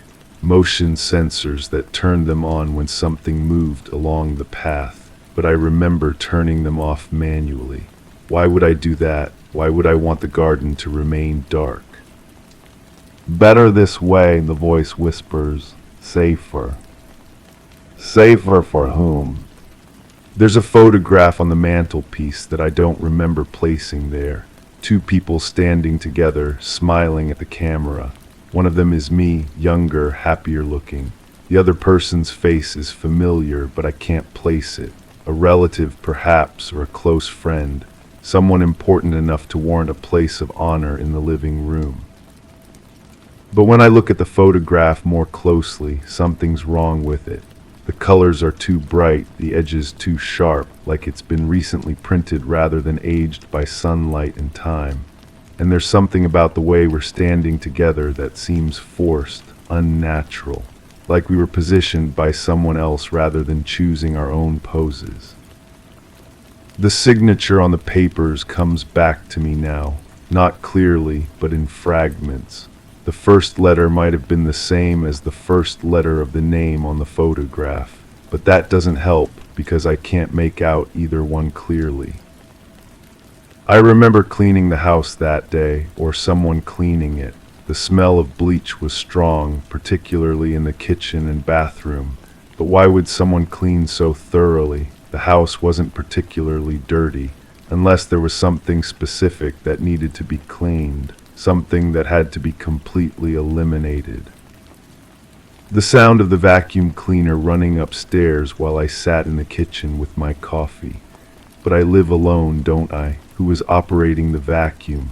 When I try to remember going upstairs to check, the memory dissolves into fragments. Footsteps on the stairs, a door closing, the sudden silence when the vacuum stopped. "All finished," the voice calls down. The same voice from before, but now I'm beginning to recognize something in the tone. Something familiar and unsettling at the same time. The garden looks different at night. From the window I can see the path clearly in the moonlight, but the roses seem to have multiplied. Or maybe they're not roses at all, but something else entirely. White flowers, certainly, but the shape is wrong. Too uniform, too deliberately placed. I remember walking the path myself, but not by choice, following someone else, their footsteps sure and confident while mine hesitated. The brick was slippery with moisture, and I had to be careful not to lose my footing. The person ahead of me moved with purpose, as if they'd walked this route many times before. We stopped at the end of the path where it curves around behind the shed. There's something there, but when I try to focus on what it was, my mind rejects the image. Not violence exactly, but change. Something that was one way and then became another way. A transformation that couldn't be undone. "Don't look," the voice says gently. "It's better if you don't look." But I did look, didn't I? That's why the memory is so fragmented, so resistant to reconstruction. Because some part of me saw something I wasn't supposed to see, understood something I wasn't supposed to understand. The envelope appears in my memory again, but now it's in different hands. Not mine, but those longer fingers with the shorter nails, being sealed, addressed, placed carefully in a bag. Important documents going somewhere they needed to go, legal matters being resolved. "This makes it official," the voice explains. "Everything's transferred now, clean and legal." But what was transferred? Property, money, something else entirely. The coffee cup sits empty on the counter, but I don't remember finishing it. There's a second cup beside it, also empty, with traces of lipstick on the rim. Not my shade, something darker, more sophisticated. Someone else was definitely here, sharing coffee and conversation while the morning rain tapped against the windows. I tried to remember the conversation, but only fragments remain. Discussion of practical matters, arrangements that needed to be made, decisions that couldn't be postponed any longer. "It's for the best," the voice says. "You'll see that eventually." But will I, and what exactly will I see? The garden path draws my attention again. Those footprints that seemed so mysterious now make a different kind of sense. Two sets of prints, not one. Mine, hesitant and uncertain, and another set that moves with confidence and purpose. The prints lead from the house to the back of the garden, but only one set returns. The roses weren't roses at all. When I forced myself to remember clearly, they were lilies. White lilies, the kind used for funerals and memorials.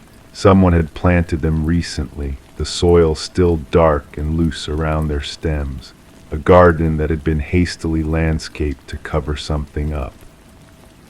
"Beautiful flowers," the voice says approvingly. "They'll grow well here. The soil is rich." Rich with what? The question forms in my mind, but I push it away. Some knowledge is too dangerous to pursue. The curtains flutter again, and I realize I'm still standing at the window. But which window? The perspective keeps shifting, as if I'm seeing the garden from multiple vantage points simultaneously. Kitchen window, bedroom window, perhaps even from outside looking in. The automatic lights in the garden flicker on, triggered by something moving along the path, but there's nothing there that I can see. Just shadows and the gentle swaying of the lily stems in the night breeze. "They come back sometimes," the voice whispers. "Not really, of course, but in your mind they do. That's why it's better not to think about it too much." But I am thinking about it, more and more as the fragments start to connect in ways I don't want them to connect. The papers, the envelope, the cleaned house, the fresh flowers, the single set of returning footprints. The photograph on the mantelpiece draws my attention again. When I look at it now, I can almost make out the face of the person standing beside me. Someone I trusted. Someone who knew about the automatic lights and how to turn them off. Someone who had access to legal documents and knew where to send them. someone who didn't need an invitation to come back. The coffee maker starts its morning cycle, and I realize I'm back where I started. Or am I? The routine feels the same, but something fundamental has shifted. The curtains still flutter when the windows are closed, but now I understand why. There's still a smudge on the glass, but now I know what made it. The garden still looks as it always did, but the footprints tell a different story now. A story I'm finally beginning to remember, piece by fragmented piece. The door remains unlocked, not because there's no danger, but because the danger has already been here, has already done what it came to do, has already arranged everything exactly as it needed to be arranged. And I helped, didn't I? That's the truth I've been avoiding, the memory I've been fragmenting and scattering to keep it from forming a complete picture. I was there, I participated. I signed the papers and walked the path and watched the lilies being planted. But why? What could have convinced me to be part of something so carefully orchestrated, so thoroughly planned? Because you didn't have a choice, the voice says gently, because it was always going to happen this way. The curtains flutter one more time, and in their movement I catch a glimpse of reflection in the window glass. Not my reflection, the other person, the one from the photograph, the one with the longer fingers and shorter nails. Standing right behind me, smiling. "Good morning," the voice says, "ready for coffee." And I realize the routine is starting all over again. The coffee at 7, the papers at 8, the rain at 9. The same pattern, the same careful choreography, the same inevitable conclusion. Because whoever comes back doesn't need an invitation. They're already here. They've always been here. And I'm finally beginning to remember why I never locked the door. Story 7. The low hum of the ceiling fan filled the small living room, rustling the pages of an open book left on the armchair. A faint breeze whispered through the curtains from a window slightly ajar, carrying the fresh, earthy scent of rain-soaked earth. Everything held the comforting lull of routine, except for the door at the end of the hallway, swaying ever so gently as if someone had just passed through. Beyond its threshold, silence stretched out, unnaturally heavy, pulling at the senses like the deep breath before a scream. I know now that she never came back that night. The knowing sits inside me like a stone I've swallowed, smooth and cold, settled somewhere between my chest and stomach. But the certainty came slowly, the way water seeps through cracks in foundation walls. You don't notice until the damage is already done. The door stopped swaying hours ago, maybe days.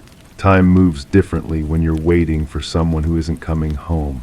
I've been sitting in this chair, watching that doorway, trying to remember the exact moment I realized something had shifted. The house feels larger somehow, as if her absence has stretched the walls, made the corners deeper, the shadows longer. She used to hum while folding laundry, such a small thing, but it filled spaces I didn't know were empty. The melody would drift from the bedroom, weaving through the hallway, settling into the living room like a familiar cat finding its favorite spot. I can't recall the tune now, only the feeling it left behind, something warm and constant, like the ceiling fan's rotation overhead.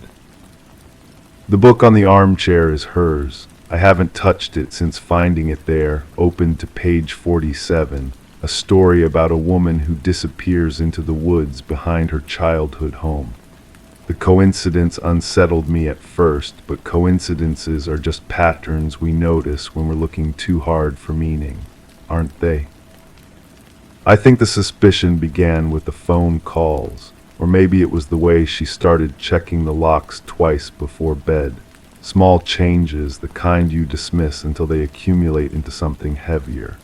She would stand at the kitchen window longer than necessary, coffee growing cold in her hands, staring at the tree line beyond the backyard. When I asked what she was looking at, she would blink, startled, as if waking from a dream she couldn't quite remember. The rain started 3 days ago and hasn't stopped. It drums against the windows with mechanical persistence, creating a rhythm that makes it hard to think clearly. Water pools in the low spots of the yard, reflecting the gray sky like scattered mirrors. I find myself checking those reflections, searching for shapes that shouldn't be there, movements that don't match the swaying branches overhead. She left her coffee cup on the kitchen counter, half empty, lipstick mark still visible on the rim. The coffee has long since gone cold, developed that oily film that forms when liquid sits too long exposed to air.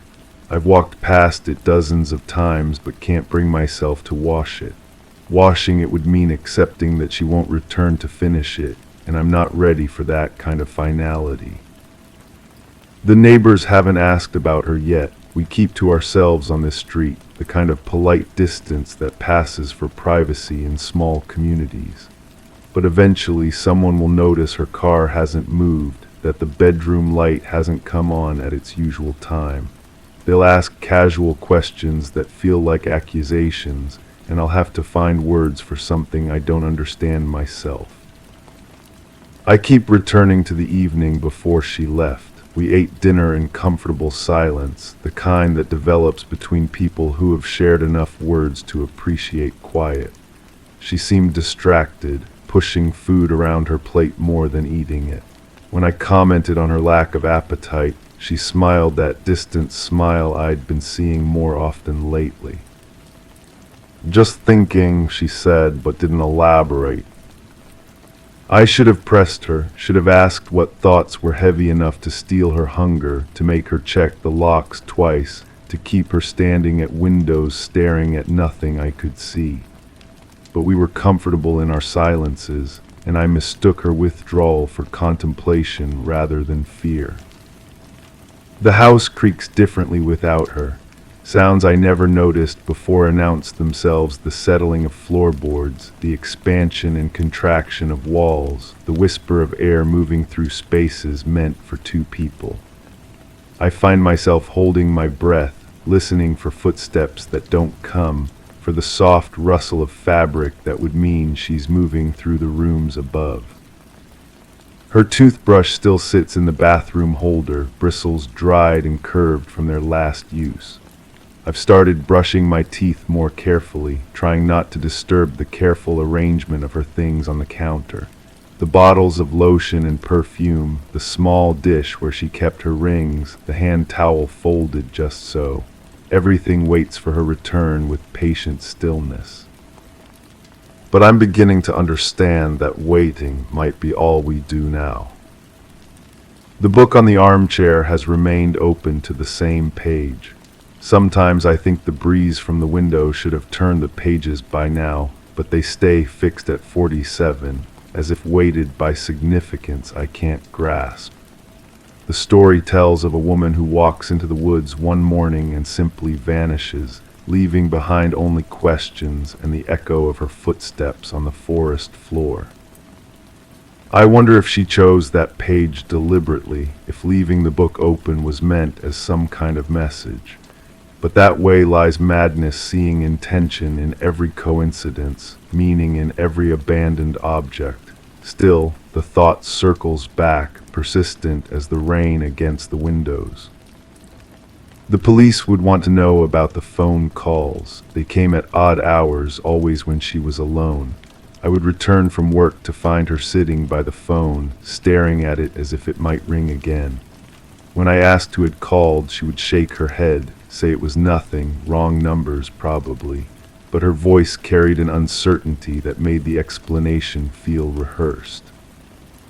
"Maybe we should get the number changed," I suggested once. She considered this for a long moment, then shook her head. "That won't help," she said, and something in her tone made me not ask what she meant. The coffee cup on the counter has developed a ring of residue around the inside.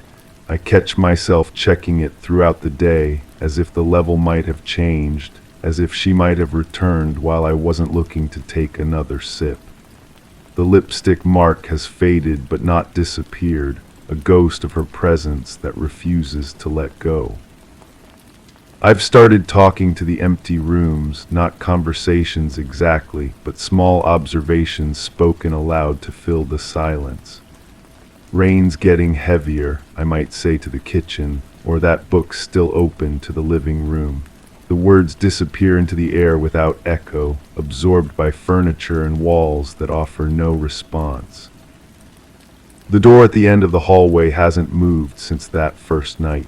I've checked the hinges, tested the frame, but it hangs perfectly still now, as if it was never disturbed at all.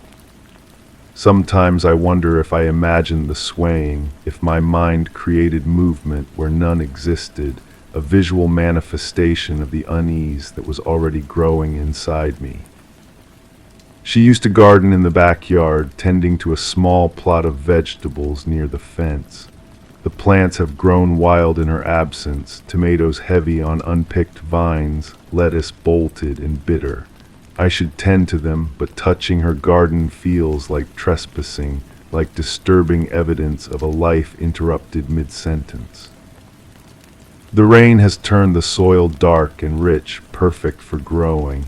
She would have been pleased with this weather, would have spent hours outside despite the dampness, coaxing life from the earth with patient hands.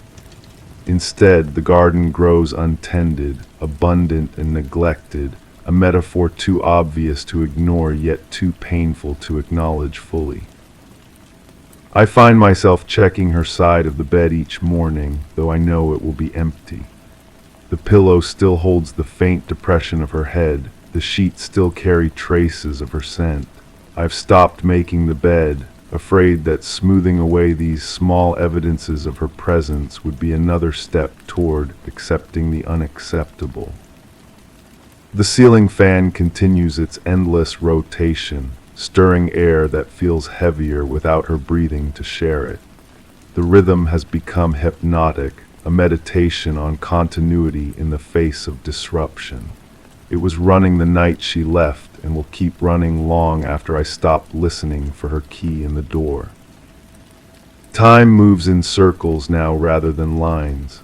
I return to the same thoughts, the same memories, the same unanswered questions, each circuit revealing new details or casting familiar ones in different light. The phone calls that might have been threats or might have been nothing. The way she checked the locks that might have been caution or might have been fear.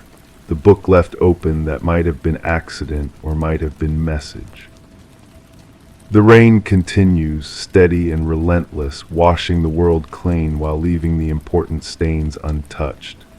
I sit in the armchair next to hers, careful not to disturb the open book, and listen to the water against the windows. Somewhere in the sound, I imagine I can hear her humming, that wordless melody that used to fill the spaces between us. But imagination is a dangerous companion when you're alone with questions that have no answers. It offers solutions that feel true until examined closely, explanations that dissolve under scrutiny like sugar in rain. I have to be careful not to let it convince me of things that aren't there, patterns that exist only in the desperate mathematics of loss. The house settles around me, adjusting to its new reality with creaks and sighs that sound almost human. Night comes earlier now, or perhaps I'm simply more aware of darkness, more sensitive to the way shadows gather in corners where her presence used to keep them at bay. The bedroom light stays off, the kitchen window reflects only my own face staring back, and the garden grows wild in the rain. I know she's not coming back. The knowledge sits inside me like that swallowed stone, smooth and cold and certain. But knowing and accepting are different countries, separated by an ocean of hope that refuses to recognize the futility of its own tides. The low hum of the ceiling fan fills the small living room, rustling the pages of an open book left on the armchair. A faint breeze whispers through the curtains from a window slightly ajar, carrying the fresh, earthy scent of rain-soaked earth. Everything holds the weight of absence now, especially the door at the end of the hallway, perfectly still in its frame. Beyond its threshold, silence stretches out, no longer heavy with possibility but light with the terrible certainty of emptiness, pulling at the senses like the long exhale after a scream has ended. Story 8. The floor sighed beneath my steps, pausing just a moment too late, as if hesitating to remember its creak. Each drawer in the kitchen was closed tight, yet their handles trembled with the memory of use. Again the coffee dripped, but the aroma had vanished, replaced by a scentless air that clung too close. My reflection in the window seemed caught in a déjà vu, a gesture half forgotten, half intended. I reached for my mug, but the handle gave way, an unexpected echo that slipped through my fingers. The sound stays with me, that particular crack when ceramic meets tile. Not sharp, not violent, just final, like a period at the end of a sentence I never meant to write. I keep trying to remember what came before. The morning feels wrong, assembled from pieces that don't quite match. The coffee was already brewing when I walked in, wasn't it? Or did I start it myself? My hands know the motions, but my mind refuses to claim them. There's a photograph on the counter, face down. I know it's there without looking, the way you know a bruise is forming before the color shows. When did I turn it over? The frame leaves a perfect rectangle in the dust, like evidence of something removed. The kitchen window faces east, but the light comes from the wrong direction. Shadows fall upward instead of down, and I catch myself checking the clock that isn't there anymore. Time moves differently now, in circles rather than lines. I measure it in coffee drips, in the rhythm of my own breathing, in the spaces between thoughts I'm afraid to think. Someone was here, the certainty hits me sideways, the way truth sometimes does. Not recently, the feeling is older than that, settled into the walls like smoke. They sat at this table. They used these cups. They spoke words that still echo in frequencies I can't quite hear. You're remembering wrong, a voice says, but I can't tell if it's mine or someone else's. The words taste familiar, like medicine I've swallowed before. I find myself standing in the hallway, though I don't remember walking there. The carpet shows impressions where furniture used to be. Heavy pieces, moved recently enough that the indentations haven't had time to disappear. But I live alone. I've always lived alone. Haven't I? The bathroom mirror reflects someone who looks like me but carries themselves differently. Shoulders held too high, eyes that dart to corners without meaning to. I reach up to touch my face, and the reflection responds a fraction too late, like it's translating my movements from another language. There's a prescription bottle on the sink. The label is turned toward the wall, and I realize I've been avoiding reading it for reasons I can't name. My fingers hover over it, then pull back. Some knowledge changes you just by existing in your head. The phone rings, but when I answer, there's only the sound of breathing that matches my own. I hang up and immediately wonder if I was calling myself. The number on the caller ID looks familiar, but numbers are just shapes now, meaningless as everything else. In the living room, the couch cushions hold the impression of two people, though I only remember sitting alone. The remote control rests on the arm where someone else's hand would naturally reach for it. The television is off, but the screen holds the ghost of an image, two figures standing close together, smiling at something beyond the frame. I check the photo albums, but half the pictures are missing. Clean rectangles mark where they used to be, and the plastic sheets stick to my fingers like they're trying to tell me something. The remaining photos show me in places I don't remember visiting, wearing clothes I don't recognize, standing next to empty spaces where someone else should be. The basement door is locked, but I don't remember locking it. The key hangs on a hook that's too high for me to reach comfortably, as if someone taller put it there. When I finally manage to get it down, the metal is warm like it's been held recently. Downstairs, boxes line the walls in perfect rows. Each one is labeled in handwriting that looks like mine, but isn't quite right. The letters too careful, too deliberate. Inside the first box, I find clothes that are too big for me. A jacket that smells like cologne I've never worn. Shoes that would fit someone with longer feet. They were never yours to begin with, the voice says again, and this time I'm certain it's not mine.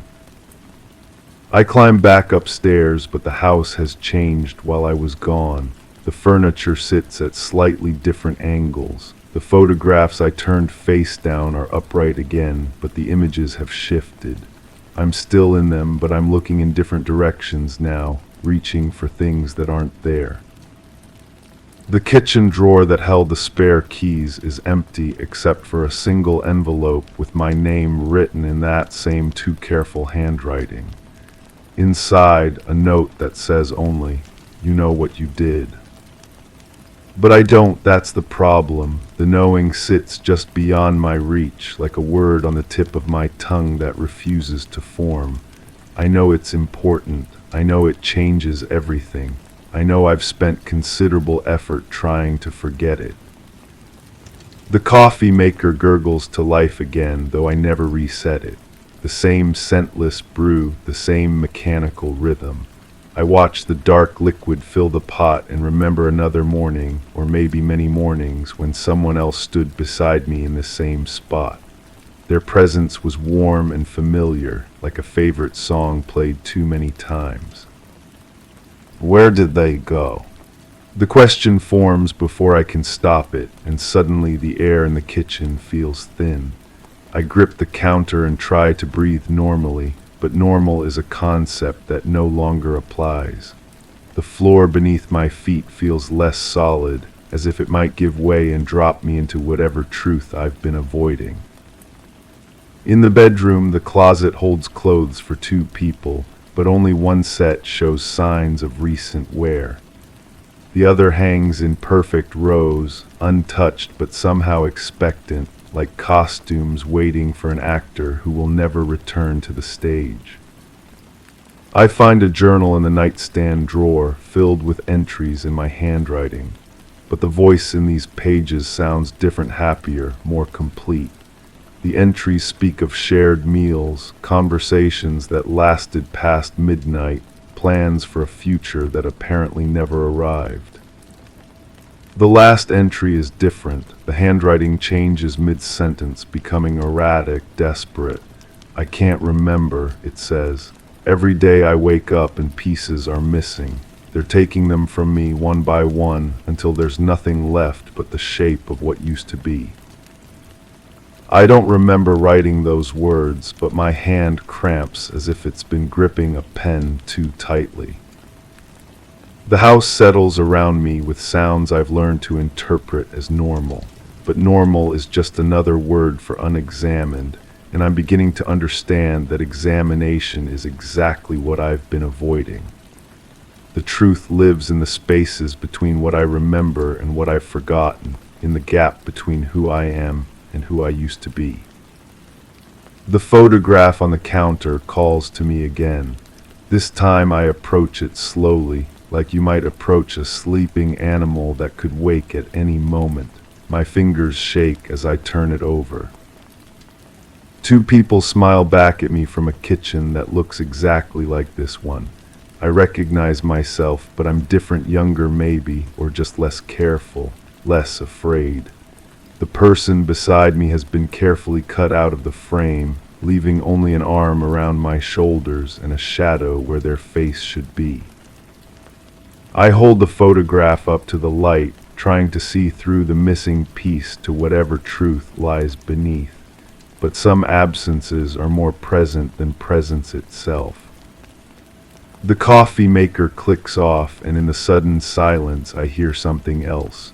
Footsteps upstairs, moving across the floor with the same hesitant rhythm as my own.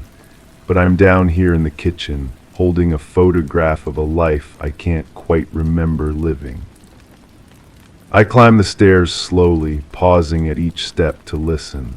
The sounds continue: a drawer opening, papers rustling, the soft thud of something being set down carefully. In the bedroom, everything looks exactly as I left it, but the air holds the warmth of recent occupation. On the dresser, a single coffee mug sits next to the one I've been using. It's still warm. I reach for it with trembling fingers, and as I lift it to examine the bottom, I see something that makes my breath catch. A small chip in the ceramic, shaped like a crescent moon. The same chip that was in the mug I dropped this morning, the one that shattered on the kitchen floor. But that mug is still in pieces downstairs. I saw them scattered across the tile, sharp and irreparable. The floor sighs beneath my steps as I hurry back to the kitchen, pausing just a moment too late, as if hesitating to remember its creak. The broken pieces are gone, the tile is clean, the coffee drips steadily into a pot that should be empty but isn't. And there on the counter where I left it sits my mug, whole and perfect without a single crack, story 9. The hand mirror tilted, catching a glimpse of yesterday's reflection, not mine. I retraced my steps to the sink, water running slower than memory, revealing no face beneath the ripple. A single step echoed twice, contradicting the silence I'd become accustomed to. The air was heavier, shared, filled with whispers of unspoken rituals. I reached for the toothbrush, still wet though I hadn't brushed. And there in the pooling fog on the mirror, a question mark formed where none belonged. The bathroom felt smaller than it had been, or maybe I felt larger. The tiles beneath my feet were cold, but they shouldn't have been. The heating had been running all night. I remembered checking the thermostat, or did I remember dreaming about checking it? I set the mirror down on the counter, face down. The back was scratched, tiny lines forming patterns I'd never noticed before. Or maybe they were new. Everything seemed new and ancient at once, like walking through a house you'd lived in for years only to discover rooms you'd forgotten existed. The case file lay open on my kitchen table where I'd left it, where I thought I'd left it. The pages were scattered now, photographs bleeding into witness statements, timelines tangled with my own handwritten notes. My handwriting looked different in the morning light, sharper, more urgent. She had been missing for 3 weeks before anyone noticed. That's what the report said. 3 weeks of empty apartments and unanswered phones, of mail piling up and plants dying on windowsills. How does someone disappear so completely that their absence becomes invisible? I remembered the first time I'd seen her photograph. Studio portrait, professional lighting, the kind of smile that photographers coax from their subjects, but her eyes held something else. A distance, like she was already somewhere else even then. The coffee maker gurgled to life, though I hadn't turned it on. The sound echoed strangely in the kitchen, bouncing off walls that seemed too close together. I poured a cup and watched the steam rise, forming shapes that reminded me of the fog on the mirror upstairs. The detective who'd worked the case before me had left notes in the margins. His handwriting was careful, measured. Check alibi again, he'd written next to one statement, something off about timing. But when I'd followed up, the witness had moved, no forwarding address, no trace. I sat at the table and spread the photographs out like tarot cards. Her apartment, taken the day after the landlord had finally called the police. Everything in perfect order. Bed made, dishes clean, mail sorted into neat piles. It looked like a stage set, waiting for the actors to return. The neighbor across the hall had heard music, Classical, she'd said, something with violins, but the missing woman didn't own a stereo, no radio, no music system of any kind. The silence in her apartment was complete, absolute, like sound had been surgically removed. I found myself touching my face, checking for stubble, for proof that time was moving forward. The mirror upstairs had shown me someone else's reflection, but whose? The bathroom felt like a place I'd never been, familiar and foreign at once. The phone rang. I let it go to voicemail, but when I played the message back, there was only breathing. Soft, rhythmic, like someone sleeping or pretending to sleep. Her employer had described her as reliable, always on time, never sick, never absent without notice. She'd worked in accounts receivable for an insurance company, processing claims, calculating payments, numbers and forms, and the endless bureaucracy of other people's misfortunes. But her coworkers barely knew her name. She ate lunch alone, left promptly at 5, never joined them for drinks or birthday celebrations. She existed in their peripheral vision, present but not quite there, like a ghost who hadn't realized she was dead. I walked back upstairs, drawn by something I couldn't name. The bathroom door was closed. I was certain I had left it open. The handle was warm under my palm, as if someone had just touched it. Inside, the mirror was clear now.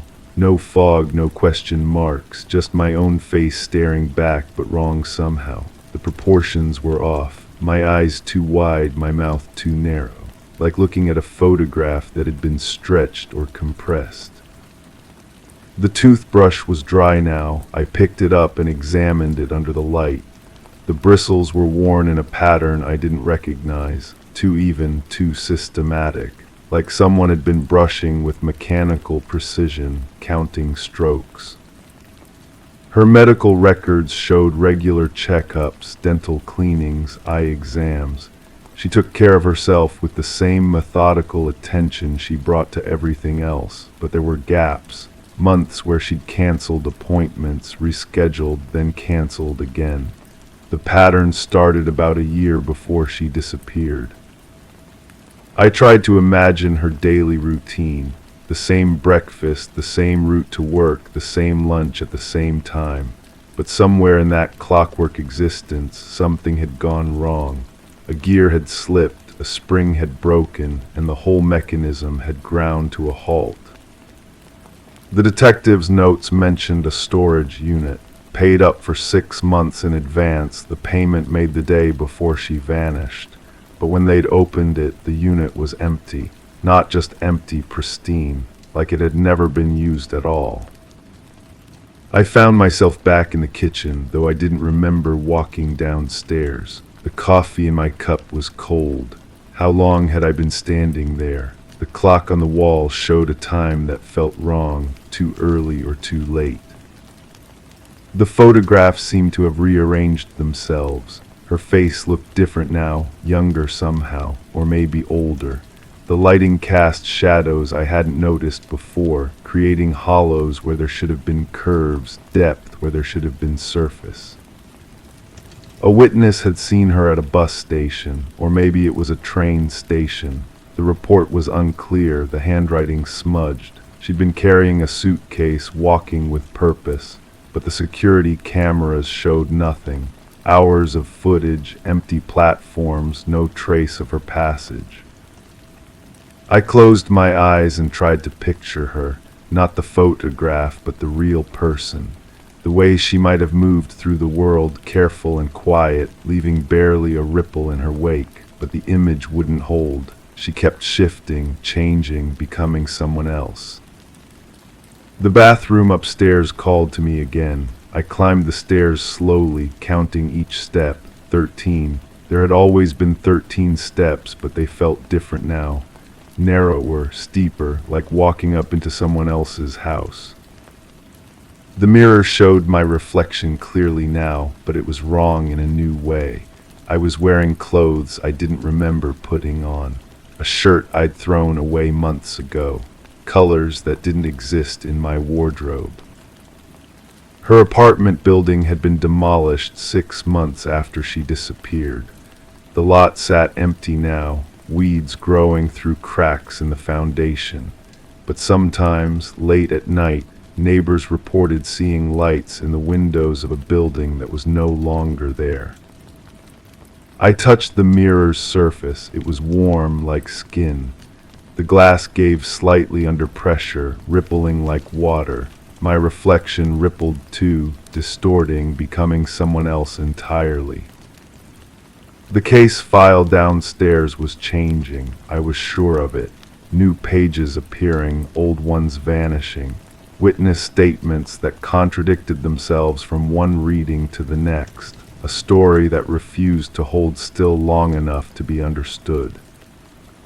I thought about the storage unit, empty but paid for. A space held in reserve for something that never came. Or maybe something that had been there all along, invisible, waiting. The toothbrush was wet again. I was certain I hadn't used it, but there it was, bristles damp, tasting of mint and something else. Something metallic, like blood, but not quite.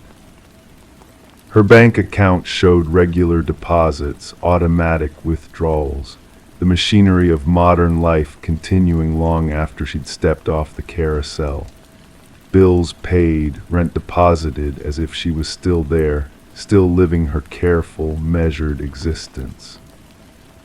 But the amounts were wrong, too precise. No one's expenses are that regular, that predictable.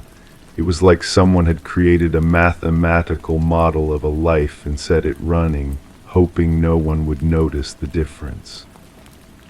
I found myself writing notes in the margins of the case file, but the handwriting wasn't mine. Too careful, too measured, like the previous detective's notes, but different somehow. Newer, fresher, as if they were being written in real time. The mirror upstairs showed me a room I'd never seen before. Same bathroom, same fixtures, but the walls were a different color. The towels hung in the wrong places. Even the light fell differently, casting shadows that belonged to another house entirely. She had no family, no emergency contacts. Her employment file listed a friend's name and number, but when investigators called, the number had been disconnected for years. The friend had moved away, left no forwarding address, vanished as completely as if she'd never existed. I tried calling the number myself. It rang once, twice, then connected to a voicemail message in a voice I almost recognized. But the words were wrong, backwards, like a recording played in reverse. I hung up before it finished. The coffee maker turned itself on again. I watched it brew a fresh pot, the familiar sounds echoing strangely in the kitchen. When it finished, I poured a cup and tasted it. It was exactly how I liked it, but I hadn't added cream or sugar. Someone else had prepared it, someone who knew my preferences better than I did. Her disappearance left no wake, no ripples in the fabric of daily life. The insurance company hired a replacement within a week. Her apartment was cleaned out, her belongings donated to charity. She was erased as efficiently as she had lived, leaving behind only questions and empty spaces. But the questions were multiplying. Each answer led to 3 new mysteries. Each fact contradicted itself. The case was becoming a maze with no center, a puzzle with pieces that changed shape when I wasn't looking. I climbed the stairs again, 14 steps this time, or maybe 12. The numbers seemed to shift depending on how carefully I counted.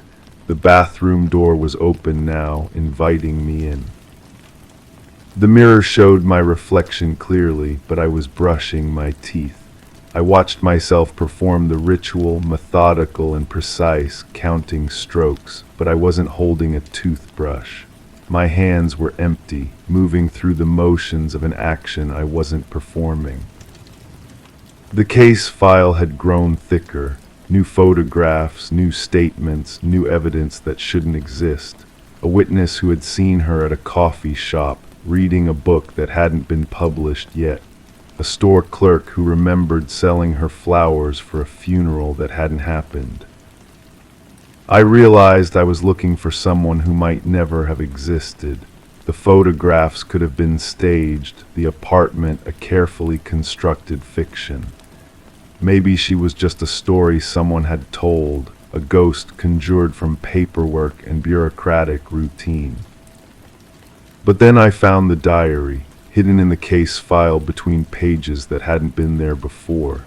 Her handwriting, small and precise, documenting days that didn't match the timeline, events that contradicted the witness statements, a life that ran parallel to the official record, invisible and undeniable.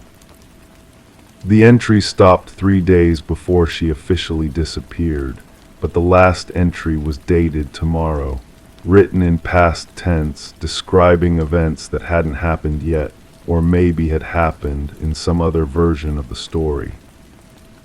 I looked up from the diary to find myself in the bathroom again. The mirror showed me reading, but the book in my reflection was different, older. The pages yellow with age, the text written in a language I couldn't identify but somehow understood. The toothbrush lay on the counter, bristles still wet. I picked it up and examined it under the light. There were 2 of them now. Identical, but one was newer than the other, or maybe older. Time seemed to move differently here, flowing backward and forward at once. Her neighbor had heard classical music, violins, she'd said, but when I listened to the recorded interview again, she mentioned piano, then flute. The instrument changed with each playback, but her certainty never wavered. She had heard what she had heard, even when it contradicted itself. I found myself humming a melody I didn't recognize. Classical, something with strings. The notes echoed in the bathroom, harmonizing with themselves, creating chords that shouldn't have been possible from a single voice. The storage unit receipt was in my pocket, though I didn't remember putting it there. The address was familiar, but wrong. A street that ran parallel to one I knew, in a part of town that existed only in the spaces between other places. I drove there without deciding to go. The car moved through traffic that flowed around me like water, other drivers avoiding my presence without seeming to notice I was there. The radio played static that sounded almost like music, almost like voices. The storage facility was exactly where it should have been, and nothing like I'd expected.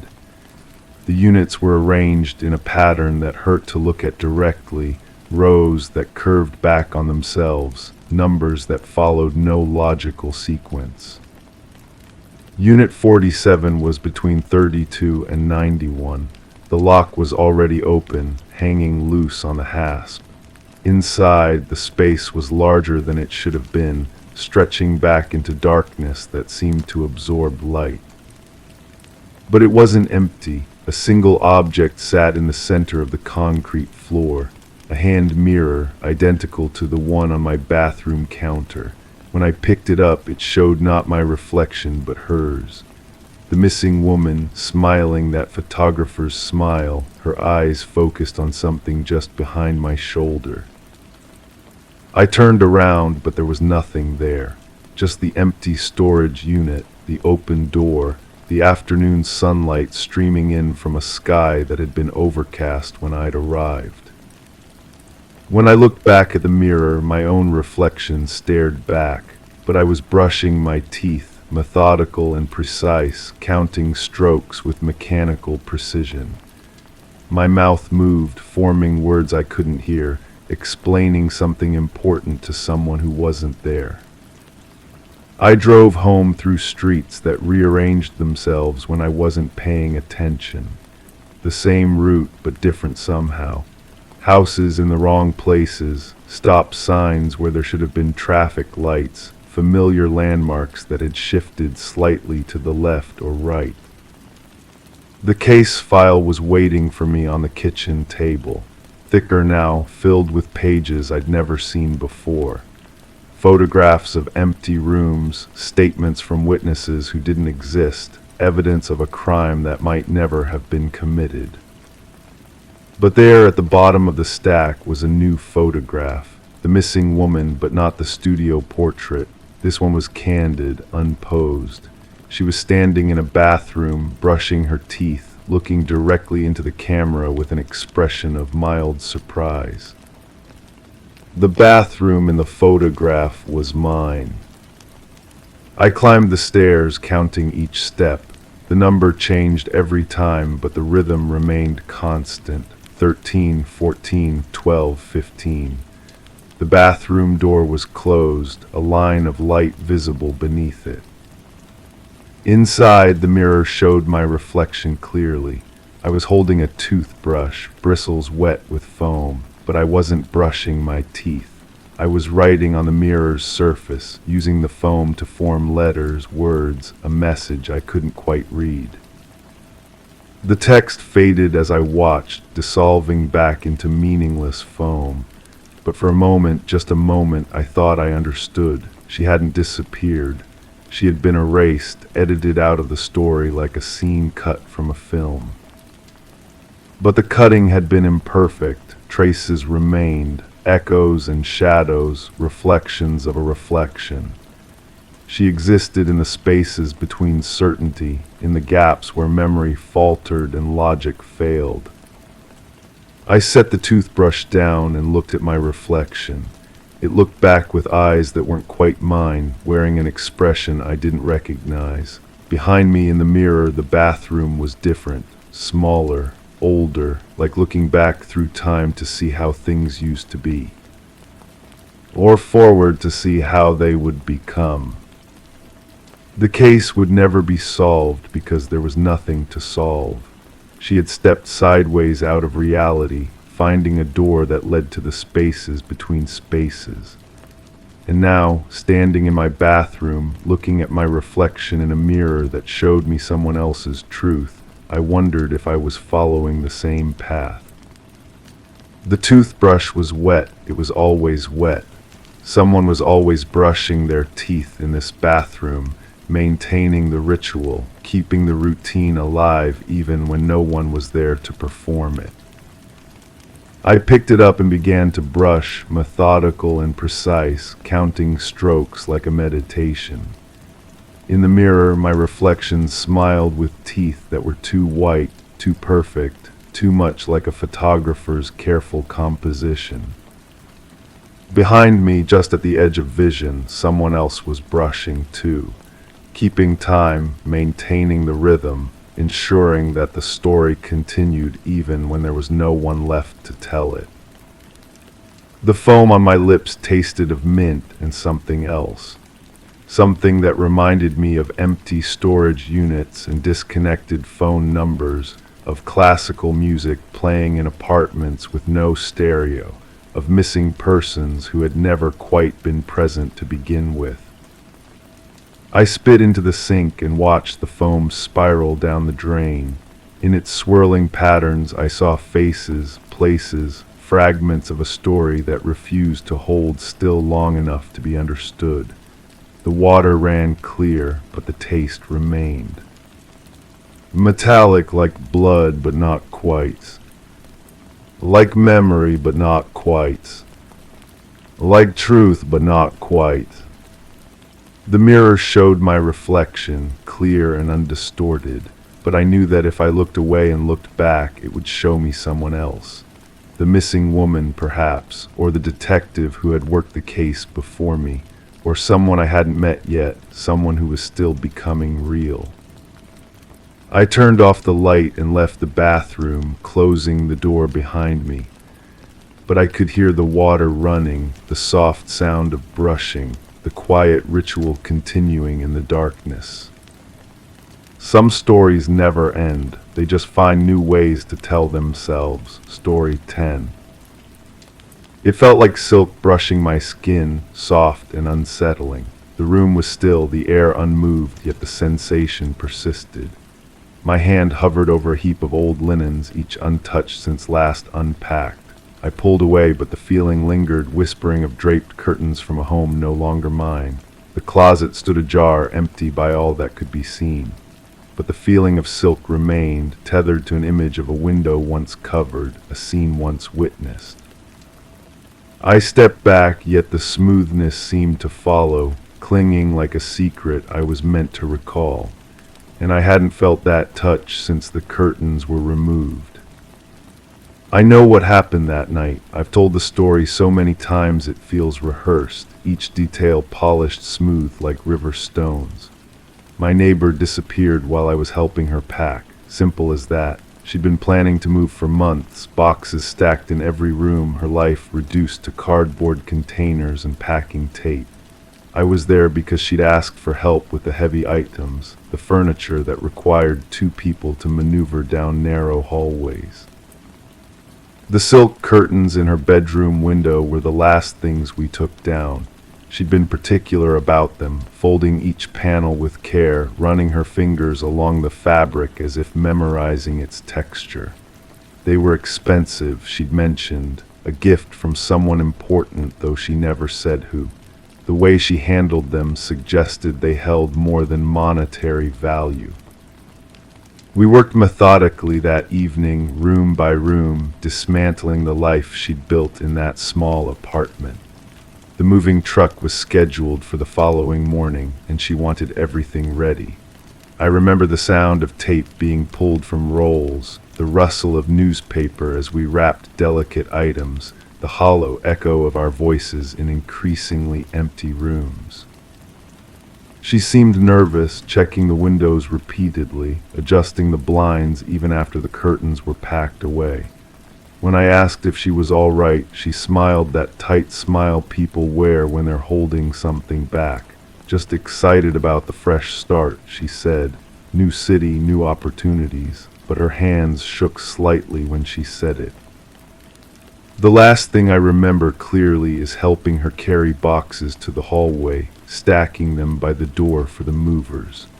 She thanked me, hugged me goodbye, and I left her there surrounded by the remnants of her old life, ready to begin again somewhere else. That was the last time anyone saw her. The police found my fingerprints throughout the apartment, of course. I'd been there helping, touching surfaces, moving furniture, handling her belongings. It made perfect sense. They interviewed me multiple times, each session feeling more like an interrogation than a conversation. But I had nothing to hide. I'd simply been a good neighbor, lending a hand to someone starting over. The moving truck arrived the next morning to an empty building. The landlord found the apartment exactly as we'd left it, boxes stacked and ready, but no sign of her.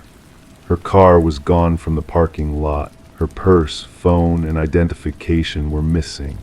Everything pointed to someone who'd simply vanished by choice, perhaps having second thoughts about her destination, deciding to disappear entirely instead of just relocating. But then the questions started creeping in, small inconsistencies that felt like splinters under my skin. The detective mentioned that her car had been found at the bus station, keys left on the driver's seat, but no record of her purchasing a ticket. Security cameras showed her arriving there alone, but the footage was grainy, the timestamp blurred. It could have been anyone with similar height and build. I began to wonder about those curtains, the way she'd touched them with such reverence. When I closed my eyes, I could still feel that silk texture, but now it seemed different somehow.